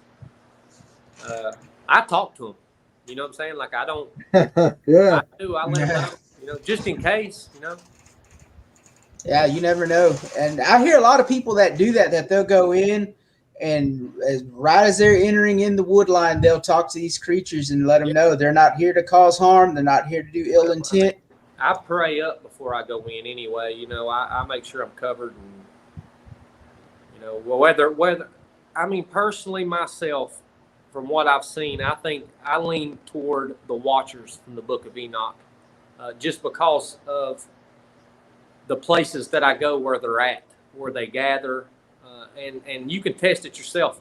Find a place out in the country, anywhere around you where you live, where people gather and hang out, and go down there, and I guarantee you'll find tracks and get video footage. Any place where kids play and there's a tree line nearby. Yep. And that's one thing I have to my advantage is near my property there is an elementary school, and I've gotten most of my good evidence during the school year, during the day. Nighttime, that's a different story out there, man. Don't want to be out there at night, especially without. Has he seen the trailer for the documentary? I don't know if you have, Nick. We got a trailer out. I'll send you an invite to the group, and it's in the announcements. You can definitely watch it. It's there. Yeah, please. That would be really interesting. Absolutely. Yeah, Lieutenant done a spectacular job. He really did.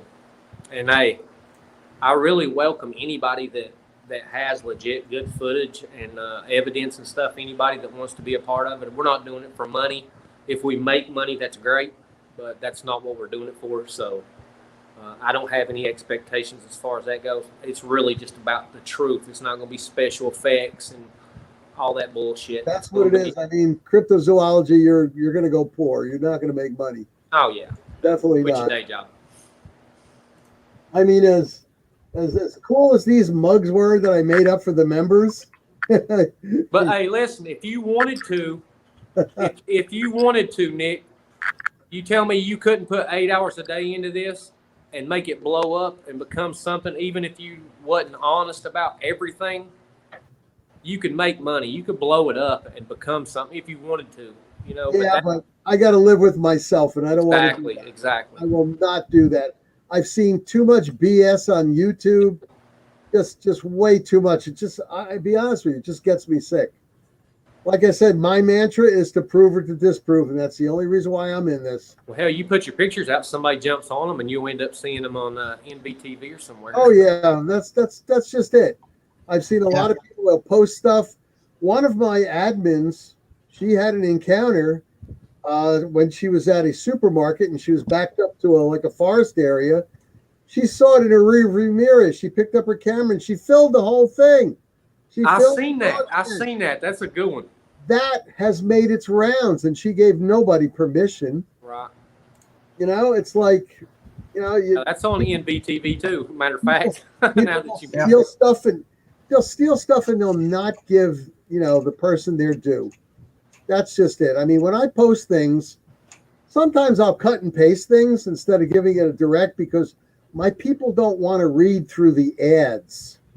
Some big time cryptozoologist guy who has his own page and all this other stuff wrote me a Facebook message and said, I don't want you doing that anymore, cutting and pasting.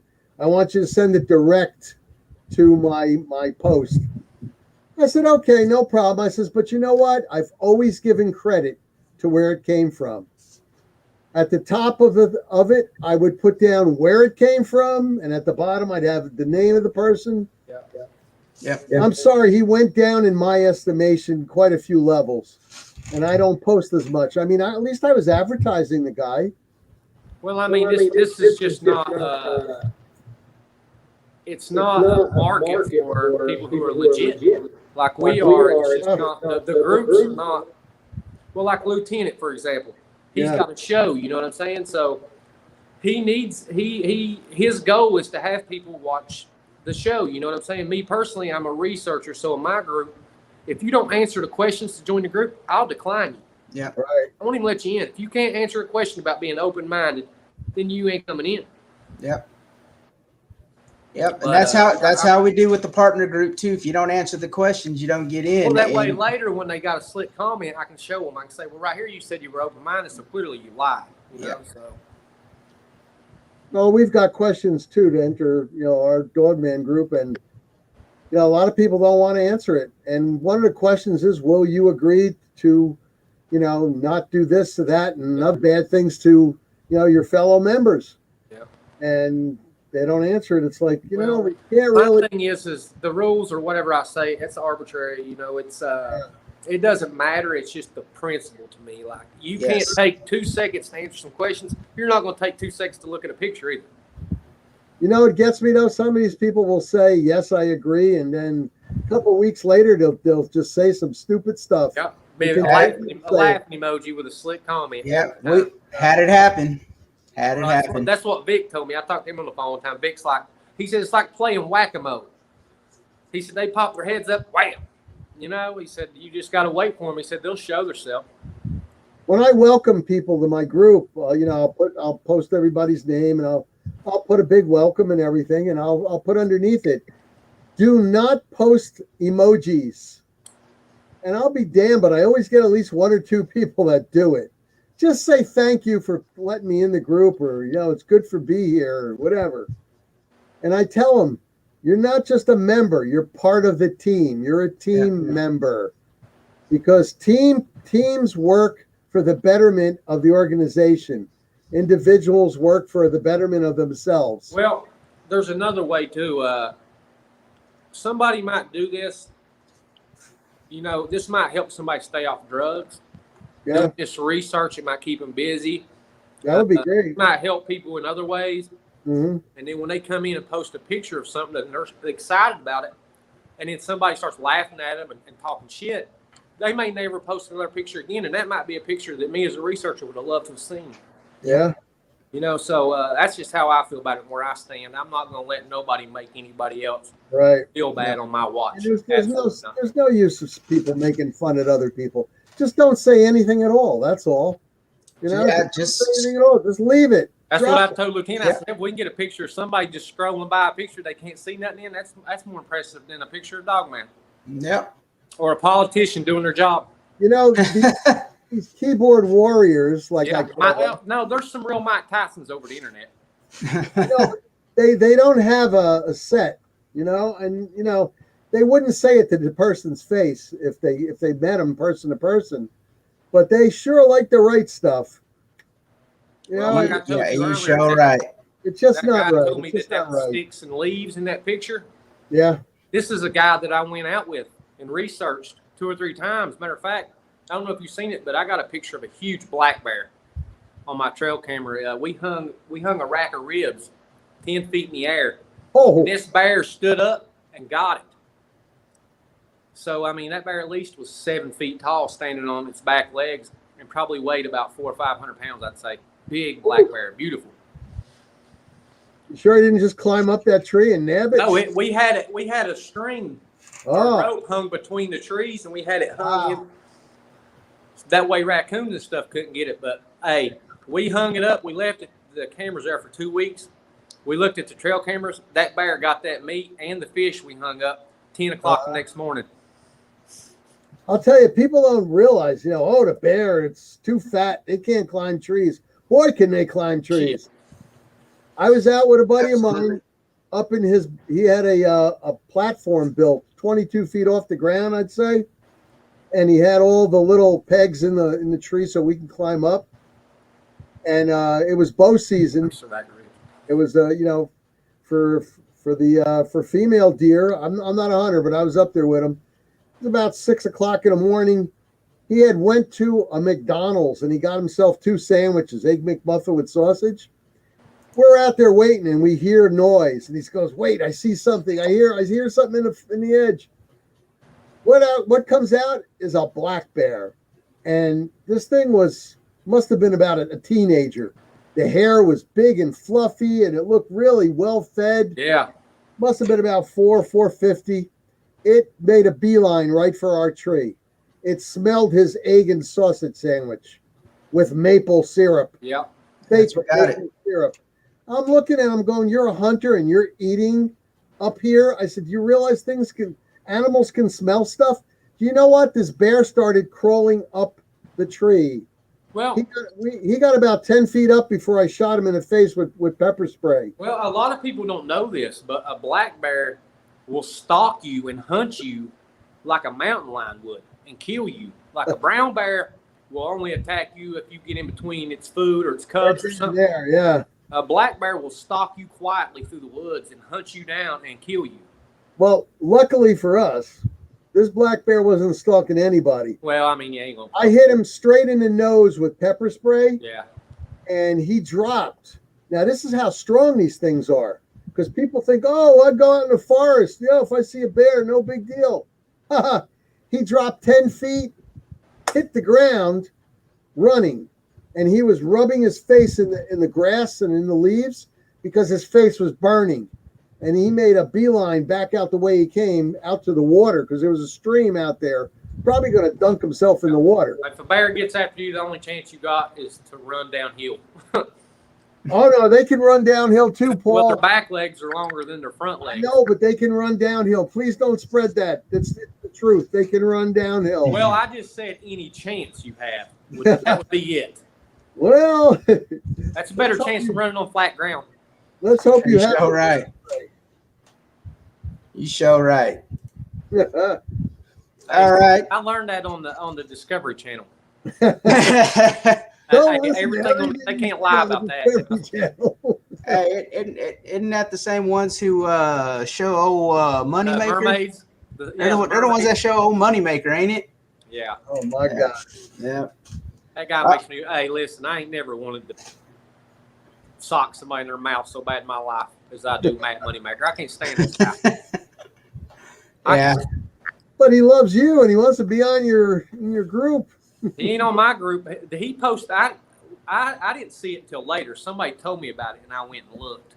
But yeah, he said dogman doesn't exist. Huh.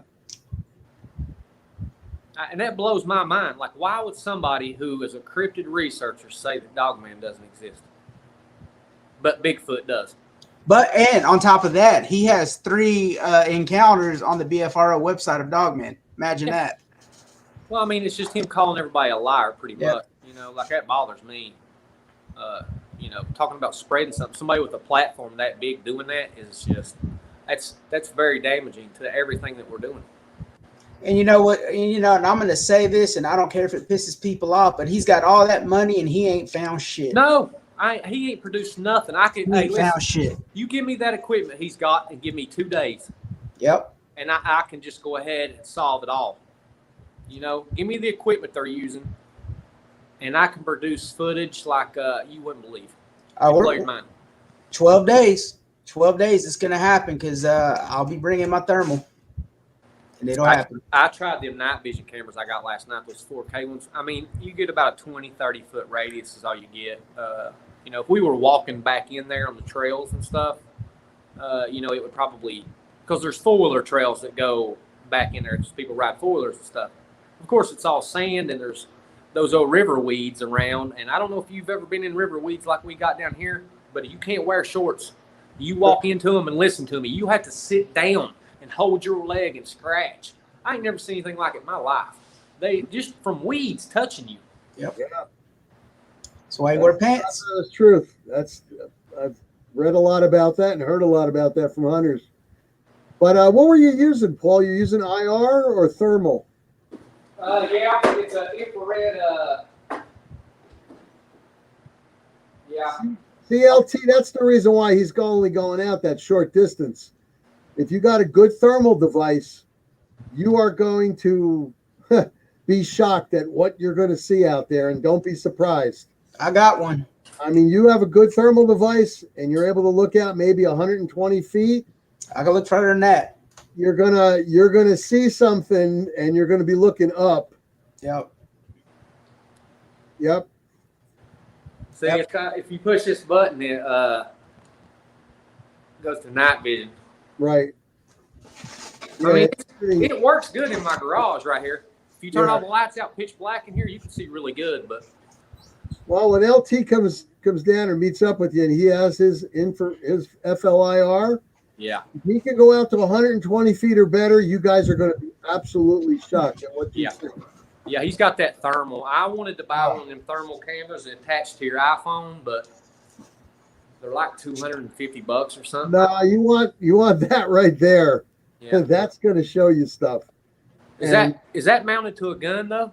No, I got it on a quad rail. Oh, no shit, man. See? Wicked. And you can record with that too, right? Record, take still shots, and the battery life on it running straight is 18 hours. Hey, we might go do some predator hunting while you're down here. Let's go. Let's go. I'm coming. Coyotes. Hey, you know what I'm coming with. Well, look, this camera right here is 4K. Of course, I put all this stuff on there, but we ordered this through a company, and about a week later after I got it, we got another one in the mail. Wow. Nice. Didn't charge us for it or not. I don't know why they sent it, but we kept it for a while. They never did say nothing, so we kept it. So I got 2 of them. I got stands for them. But honestly, the infrared and all that shit, I believe is useless unless you yeah. They can see it. No different than us. Like if you're standing out in the woods with no light, you can see somebody with a flashlight. I think that's how they see the infrared. They can. Other animals can see that too, believe it or not. But that thermal that he has, they can't see that wavelength. I'm sorry, they're not going to be able to see it. Well, I watched a documentary the other day on one of these channels in here. They were talking about not really dogman, but I guess werewolves maybe, but dogman too. But you got to imagine back in the day. Could you imagine walking through the woods with a lantern and running up and running up on a wolf? Yeah, well, I mean, and that lantern lighting their eyes up with reflection. You know what I'm saying? You're losing your night vision. Yeah, you're going to run back and say, "Oh my God, this thing had eyes. It was red." You know, like, and really it was just a reflection. You know, so that's really, they said where the eyes glowing. But now Kurt Stokes' video kind of, that thing's not natural. It ain't from around here. Yeah, that thing, it looks wicked. Really looks wicked. Well, and then when I listen to Scott Carpenter's video, he talks about these things being descendants or second generation Nephilim or whatever, the product of Nephilim, I guess, whatever they are. But he said they have I guess they have a soul, a spirit, or whatever. But you know as well as I do that demons have they're always looking for a body, to possess somebody. So we go down there, and if we got demons following us, well, you know what I'm saying? They're going to, I guess these dogmen are really susceptible to be possessed, I guess is what he was saying. Now, I don't know that that's true. I don't know. It's just a theory. And he even says that, so. And I've heard that theory quite a bit. I've heard it quite a bit. I would imagine that we all have things that walk with us if you believe in God. Well, guys, I got to ask you one thing. If you would only, when you go out there, when you guys get together, please make sure you bring some bear spray, each of you, and learn how to use it, please. Oh, well, that's what I wanted to tell you, too. The day that I got growled at, the day before that, I went down there by myself, right? And I had my backpack on and had all my stuff in it. Well, I got down there on the beach. It comes to a little point because there's a creek that runs right through the middle of the bottom. And that creek bank is straight down about 15 feet, and it's straight back up the other side. It'd be really hard to walk down and up. Right. And it runs out. This little narrow creek runs out to the river. And when the water's down and it ain't rain, you can jump across to the other side and go on down. But this day the water was up, and I couldn't get over there. So I sat down and was getting my stuff out and was looking. And this is the first time I took that device out that attaches to my phone. I hadn't tried it out ever yet, besides here at the house. Well, I set all my stuff down, was getting out, and it looked like a mountain lion is what it looked like, walking right at me. About 30 yards away, it was walking right at me, but I got to looking at it. It was the same color as a mountain lion, everything. The face looked like one. It had the black in the eyes, but its ears stuck up this high. I mean, it had ears that were 6-7 inches long, sticking up. And it just made a left and walked up the bank, and it looked like it had a black strap around its neck. I don't know. It wasn't a mountain lion. I'm positive. It wasn't a lynx, was it? I don't know. We don't have them around here though. But I mean, I guess it could have been. But I thought they were gray though. People always say, "Oh, this doesn't exist here. This doesn't exist there." Who's to say it couldn't have got lost, or who's to say it couldn't go to another territory? Well, I mean, I'm not saying it couldn't have been one. I'm just saying. I'm not disagreeing with you. I'm just saying. If you go look at a lynx, I looked at them too. If you go look at a lynx, what I seen was the same color as a deer, that color brown. All right. A lynx is kind of a grayish color, like white. They also come in white. They got spots also. I mean, they do come in other colors. You know what? I learned what causes albinos in animals. You know what it causes it? Go ahead. Do you know, Nick? Yeah, go ahead. I want Inbreeding. I want you to put it out there. Inbreeding is what causes albino animals. I didn't know that. I thought that was really interesting. Oh, it's because of the fact that they're losing and they're combining certain traits. Yeah. And you got a certain trait that's going to be combined that's lost. Family trees be behind them, and suddenly it comes out. It's like a human. Somebody's great grandfather may have had diabetes and nobody had it for 5 generations. Yeah, and then suddenly one kid gets it. It just comes out. You just happen to hit those 2 genes that hit it. I mean, it happens in humans the same way with albinos. The same thing. Well, I mean, like an albino deer or these animals, they're very lucky to live a long life, Oh, yeah. They ain't no camouflage. They're done. But they're beautiful animals. You ever see an albino elk? I haven't. Oh, my God. I've seen albino catfish, deer. I've seen alligator. Alligators. Albino alligator, that would be something to see. I ain't never seen an albino bear either.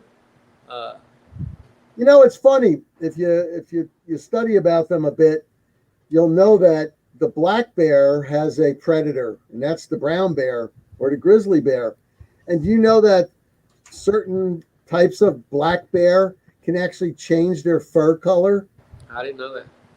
Yeah, they can actually change their fur color to like a brownish red, and just to blend in with the wood and everything that they're in the area. Yeah, you see it sometimes when they're shedding, like they'll be patchy and they'll have brown hair, but it'll be flat, smooth hair underneath it. Yeah, and they're not white like a polar bear, but there are yellowish colored hair type black bear out there where their hair actually turns. I mean, it's the most amazing thing I've ever seen. It's common, but it's so amazing. So is that true though? Inbreeding is that's what causes albinos? Inbreeding, yes. That is crazy, man. I didn't know that. I didn't either. But just to have you confirm it, like that gene is just missing all the generations. Well, I mean, I think God surely put something in these animals to where it keeps them from inbreeding. But I'm sure things go wrong sometimes and things happen. That's the only thing I can come. That's the only conclusion I can come to. The children may go away from the nest and then come back and or meet up with their brother and sister, meet up or whatever, and you never know. I've had dogs that would hump anything here. It moves. It didn't give a shit what color it was. Yeah, exactly. Mother. Yeah. But yeah, I'd definitely like to stay in touch with you, Nick, and absolutely, and talk to you sometimes, even if it's just a private conversation or whatever. But I've sat and talked to Jody for a while, and Jody talks fast and stuff. But once you get into a conversation with him like we're having now, I mean, he comes right down to earth and like he knows what he's talking about. Yeah. But did he ever tell you about his Sasquatch encounter? I don't know. He told me a few. Yeah. He told me he didn't really care for the Daniel Boone National Forest. That's why he went there. He said, I don't really care for that place. Yeah. When he was in the military, he had that one. Oh, yeah, I did hear him tell that. Yeah, he was with a couple other guys, too. And I mean, so he wasn't the only one that saw it. Yeah, he told that on that show that he done with me, I believe.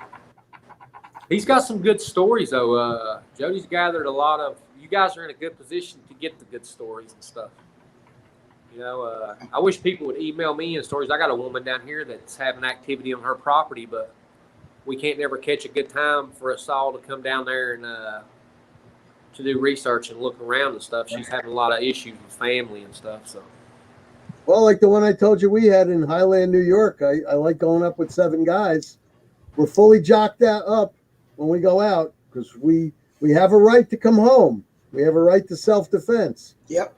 And I couldn't go there because we had 3 teams spread throughout the entire country at the time. So I just grabbed 2 guys that were still back here in Jersey, and we went up there. And one of the guys actually got hurt because we had a log thrown at us. Wow. A log thrown at us. Now, this guy is a former Tier 1 operator, so he's no stumble bug.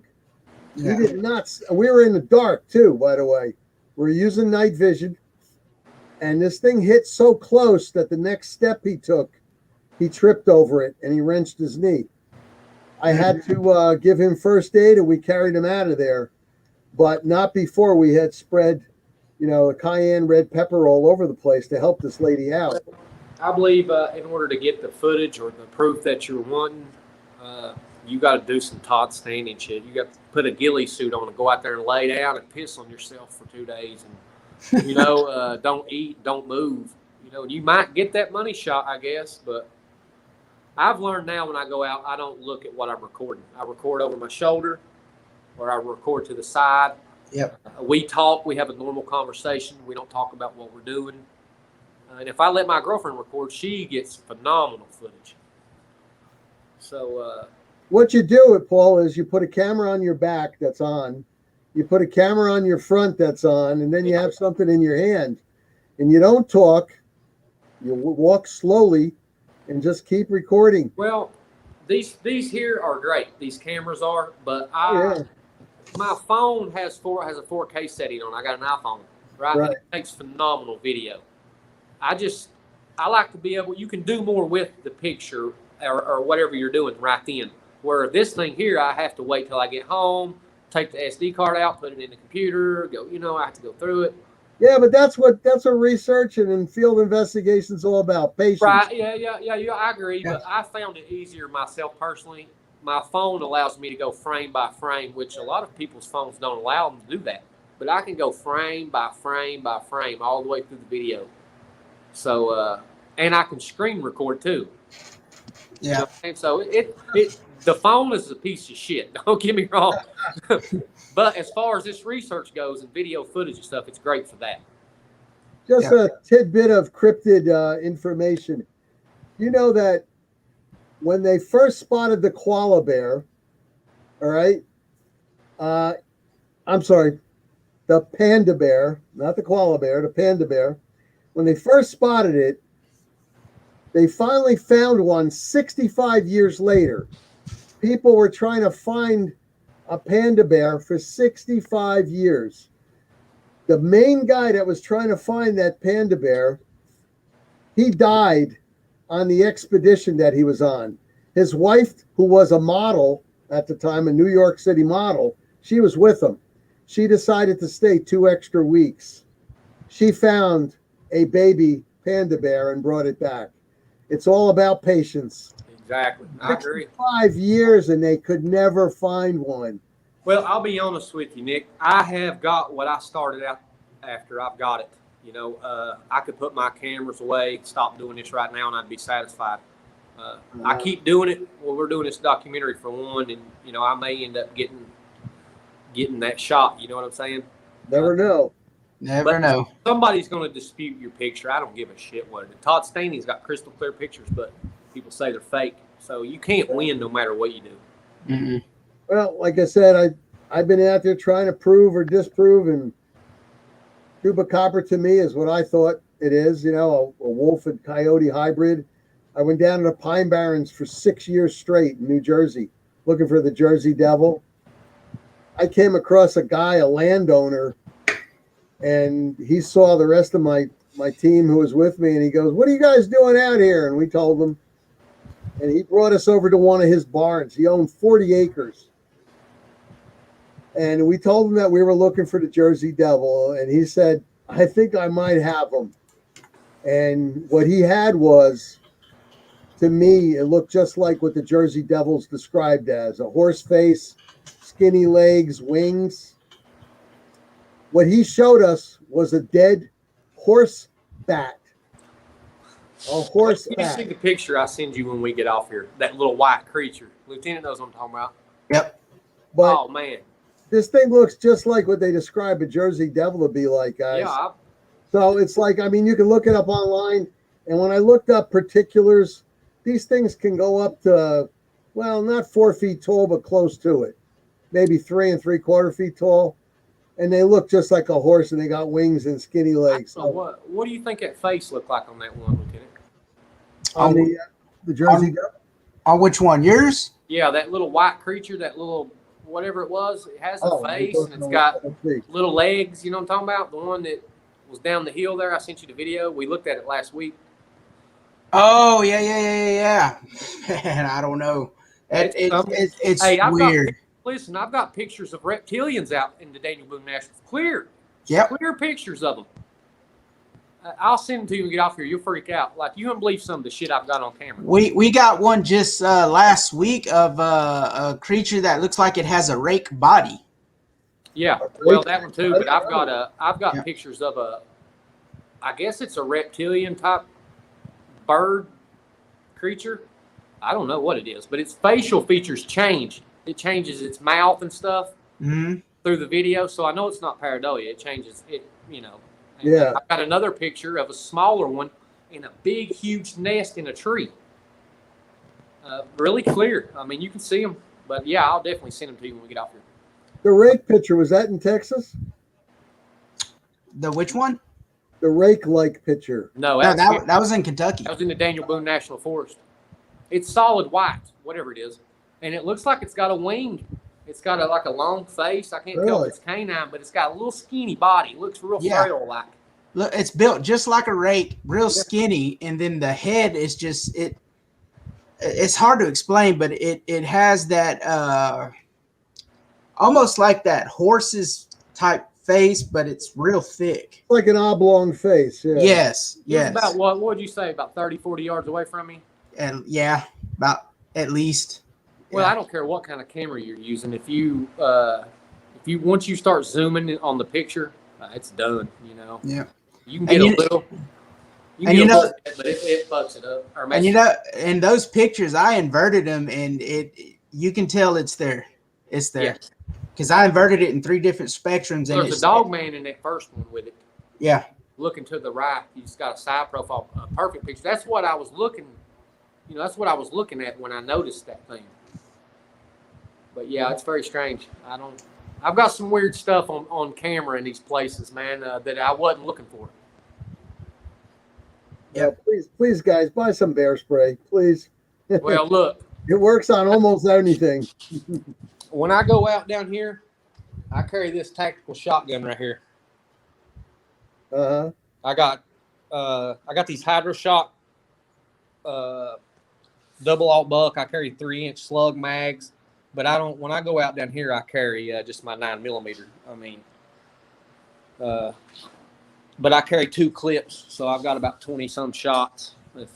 Which hopefully I don't ever come to a situation where I have to shoot at any animals. I don't want to kill. Hopefully, solid core ammo that you're using, because anything else is just gonna dissipate right under. Well, another thing is down here, everything I do, I'm only about 30 yards from the river. So that was my plan. If something went south, was to head for the water. Hopefully, it can't swim or won't swim. Dogman can swim pretty damn well.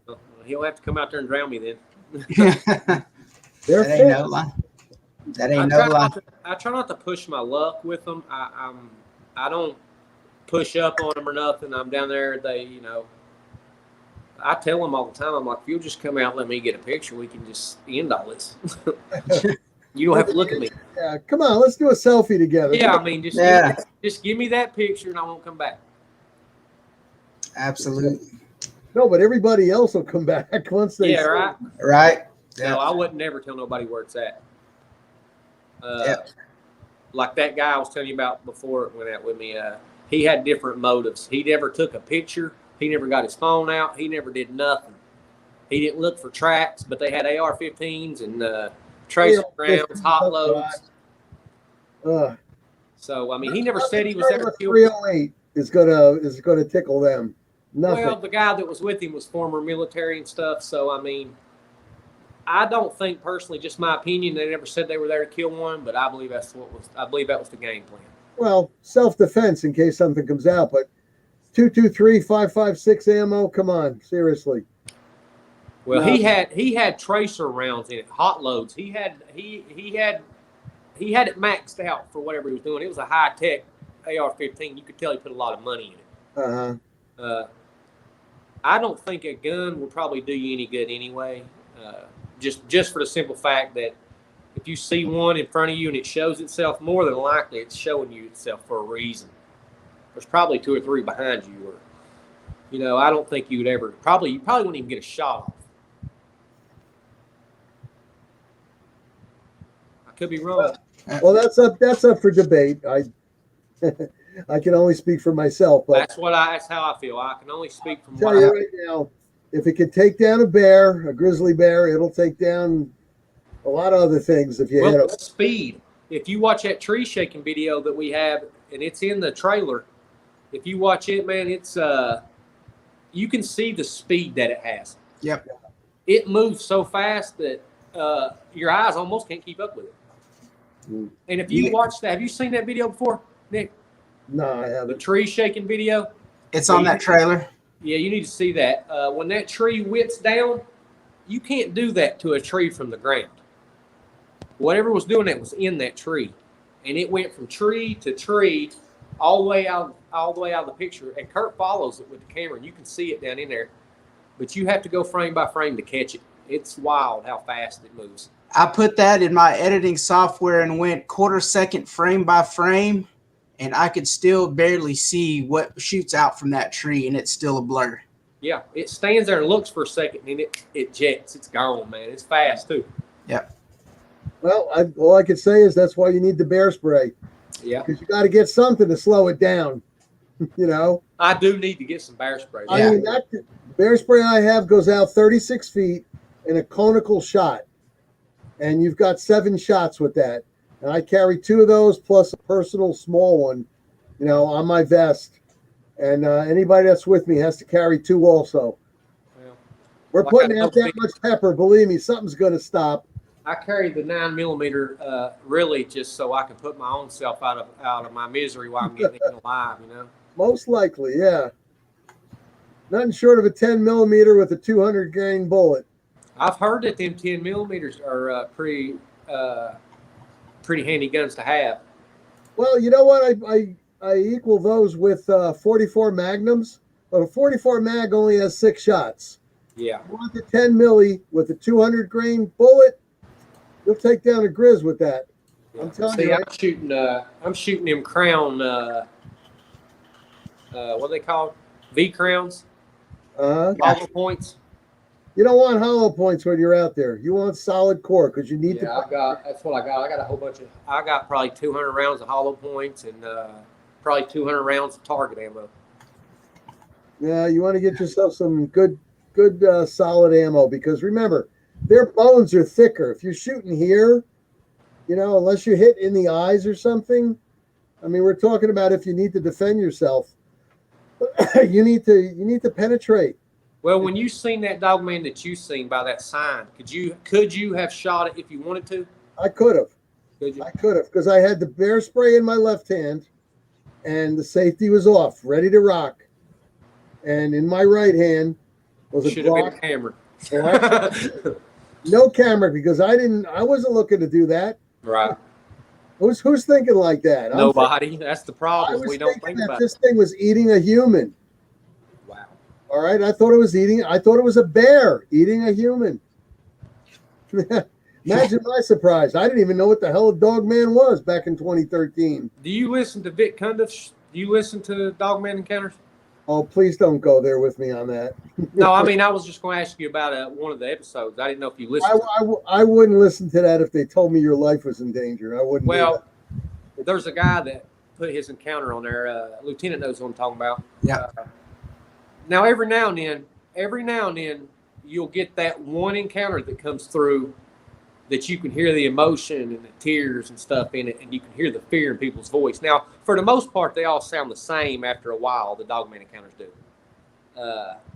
They just start getting bland or whatever, but they start sounding the same to me. And but every now and then, like I said, one will come through that's really, really impressive. And that's it.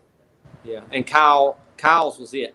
You know, he probably the best encounter that me personally, it's the best encounter on Vic's show ever. Yeah. And you know, Vic done a lot for me. I won't lie, he has. Vic helped me out a lot. So you know, I've messaged people in the dogman community and asked for help. Okay, Vic messaged me back, called me, took 45 minutes to talk to my mom on the phone and run down to her how to download all the apps we need and all the stuff to do this documentary. He didn't have to do that. Nobody else messaged me back, period.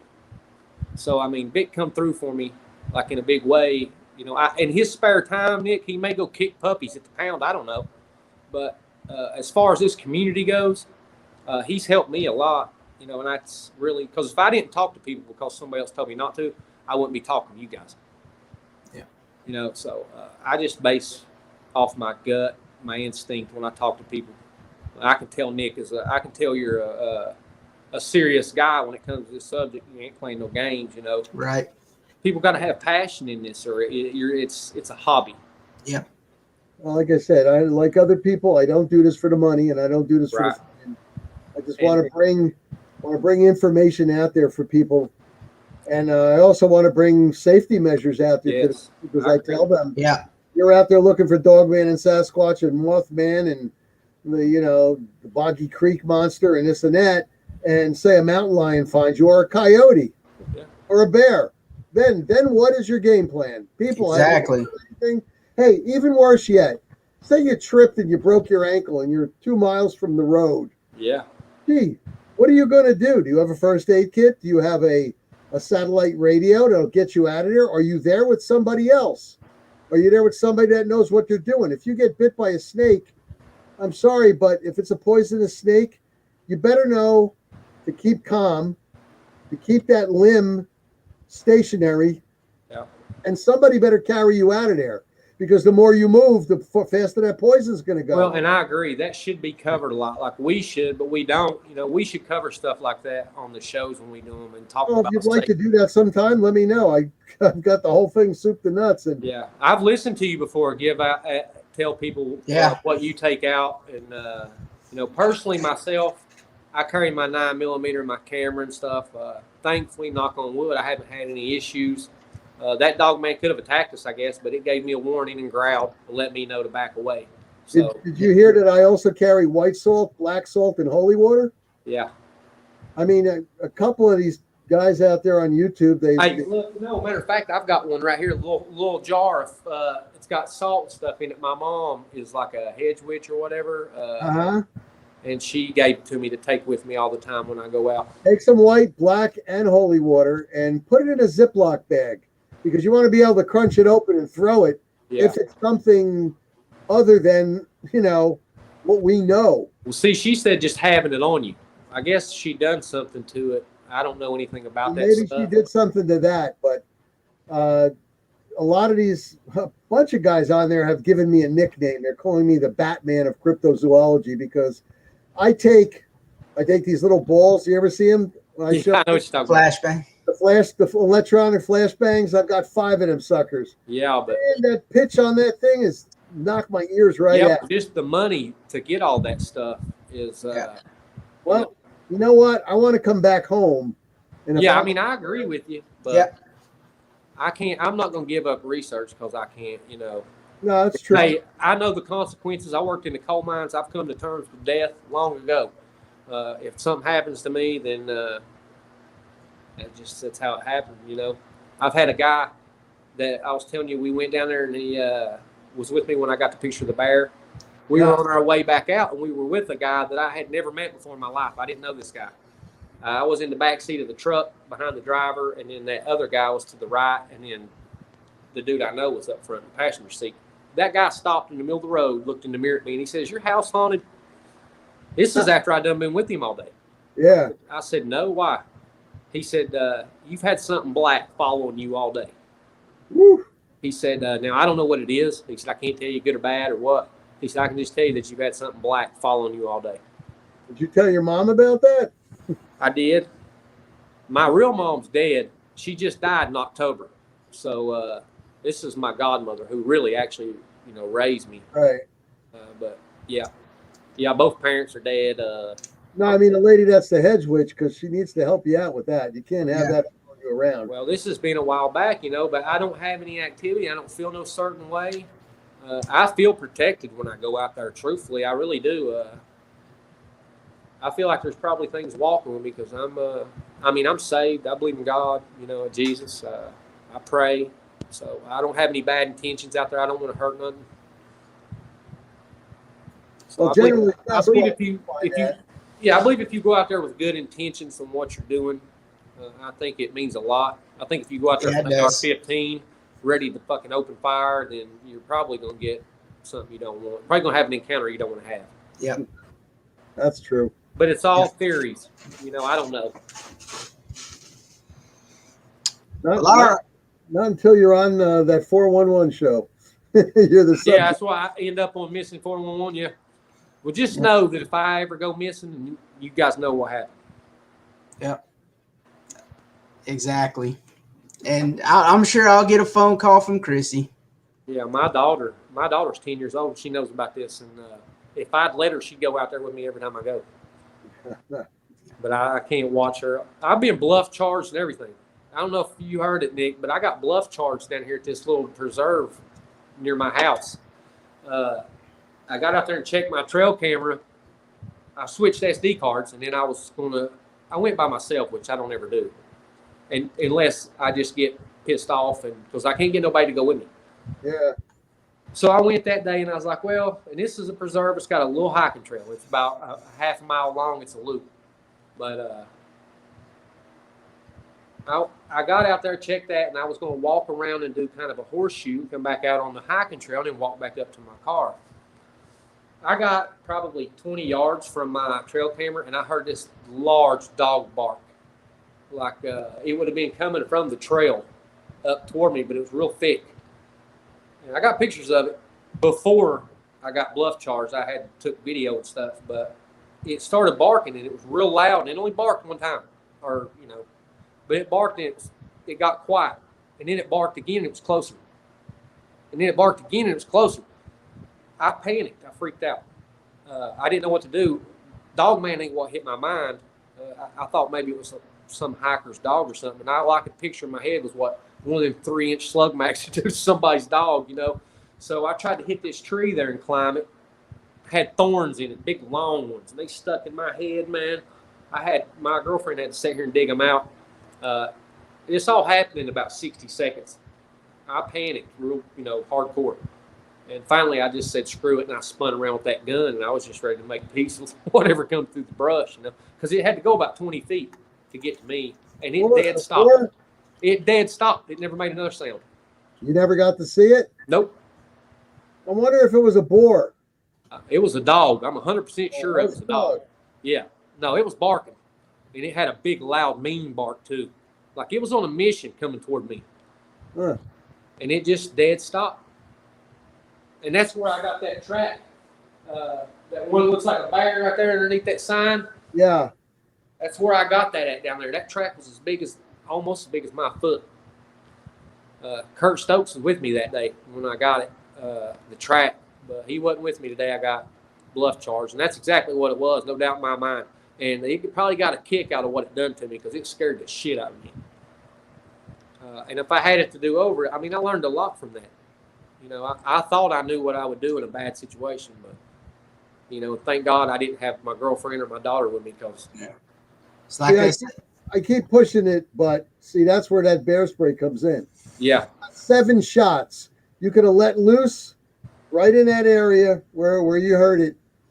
And if it would have even touched it, that would have dissuaded it. Well, and when I tell the story, it really don't come across like it. You really don't get how fast it happened. Like this happened like in the course of 60 seconds from the time it barked until the time it went silent. All that shit happened. I tried to climb that tree. It stuck big thorns in my head, big ones. Yeah, I finally spun that shotgun around and I was just, I was in posture, I was just going to handle whatever it was, I guess. But it you were better off putting your back up against a tree and just facing it. That was in a field. Because a bear can climb a tree for Well, listen, have you ever been, sometimes when you go out in these fields, you see this big, tall, yellow grass that's laid down. It looks like shit's been bedding down in it. Yeah. That's what this was. It had a bunch of little thorn bushes and stuff. It was kind of thick, and it had one tree, and I don't know if the tree had thorns growing around it or if it had thorns growing out of the tree itself. But now they were big, long ones. I know you know what I'm talking about. Man, and they got me in the head. It hurt too. My hand, I still got a big scar on my hand right here. Yeah. Dang. We got one more question, fellas, and then we're going to wrap it up. It's from dude from Texas, and I guess it's for all three of us. He wants to know, how long do we think these creatures have been on the planet? Did you see that thing that somebody posted in one of these groups today? It was like a carving on stone or whatever. It showed the dog head. It had like a bull head. It had a ram or goat head.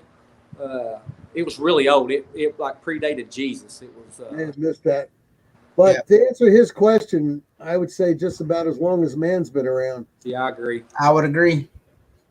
Do you think fallen angels had anything to do with these things? I don't think so. You don't think so? No. Now, listen, I don't think that these things are Nephilim. Yeah. But I do think they are a product of Nephilim or a second generation or whatever you want to call it. I don't know how else a dog, has the chest and arms of a man and posture and stuff, but yet it's canine, and the DNA came back a human hybrid, so it's got a human mother, unknown father. So that's the genome study that was done. That's what I was told by, actually I was showed the messages. Mm-hmm. Somebody sent them to me from Melba Ketchum. Yeah. Now that scientist said that she thinks they're I guess, spiritual from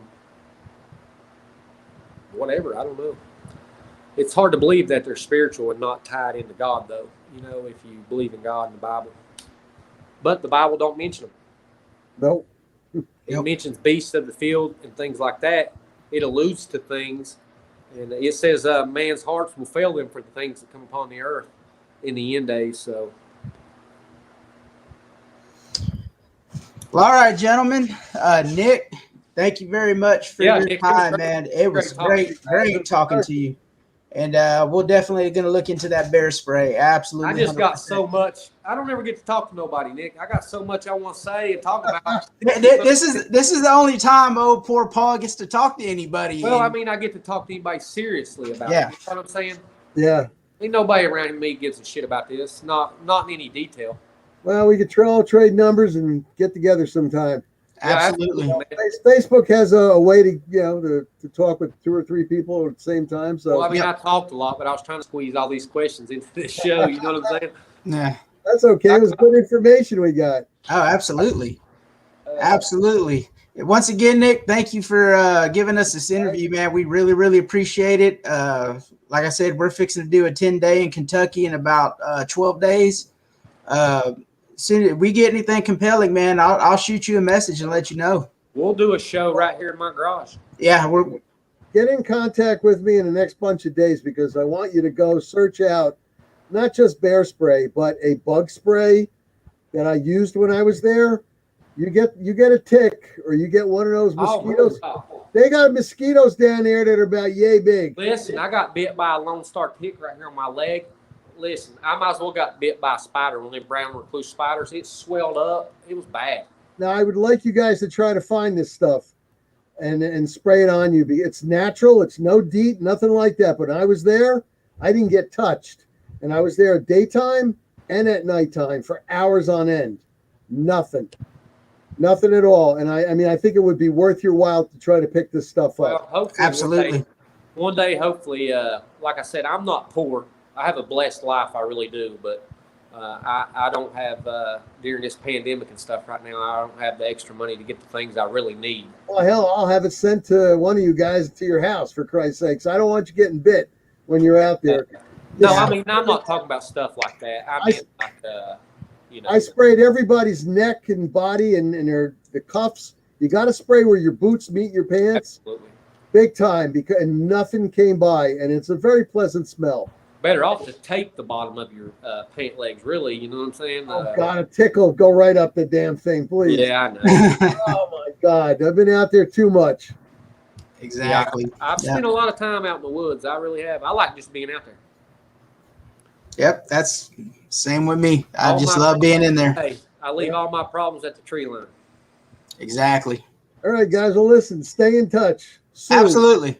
Absolutely. Hey, Nick, I'll send you those pictures if I'll send you my phone number on Messenger. Yeah. And if you want to text me, then I'll text you back. Like the pictures will probably be better through text than Messenger. Messenger destroys pictures, but either way, I'll send them to you. And if you look at them and you want me to send them to you to text, I will. That's fine. But Paul and LT, I'm old school. Instead of texting, I'll talk. Believe me. I'm game with that. Yeah, I mean for the picture. My phone. Yeah, I'm game with that. Listen, I don't know how to do none of this shit. If it wasn't for Lieutenant, I would have called this documentary off. I wouldn't even be doing it. Yeah. I had to learn it, but I got it. We're good. Good man. I'm almost 40 years old. I'm 41. I can't even operate my email hardly. All right, fellas.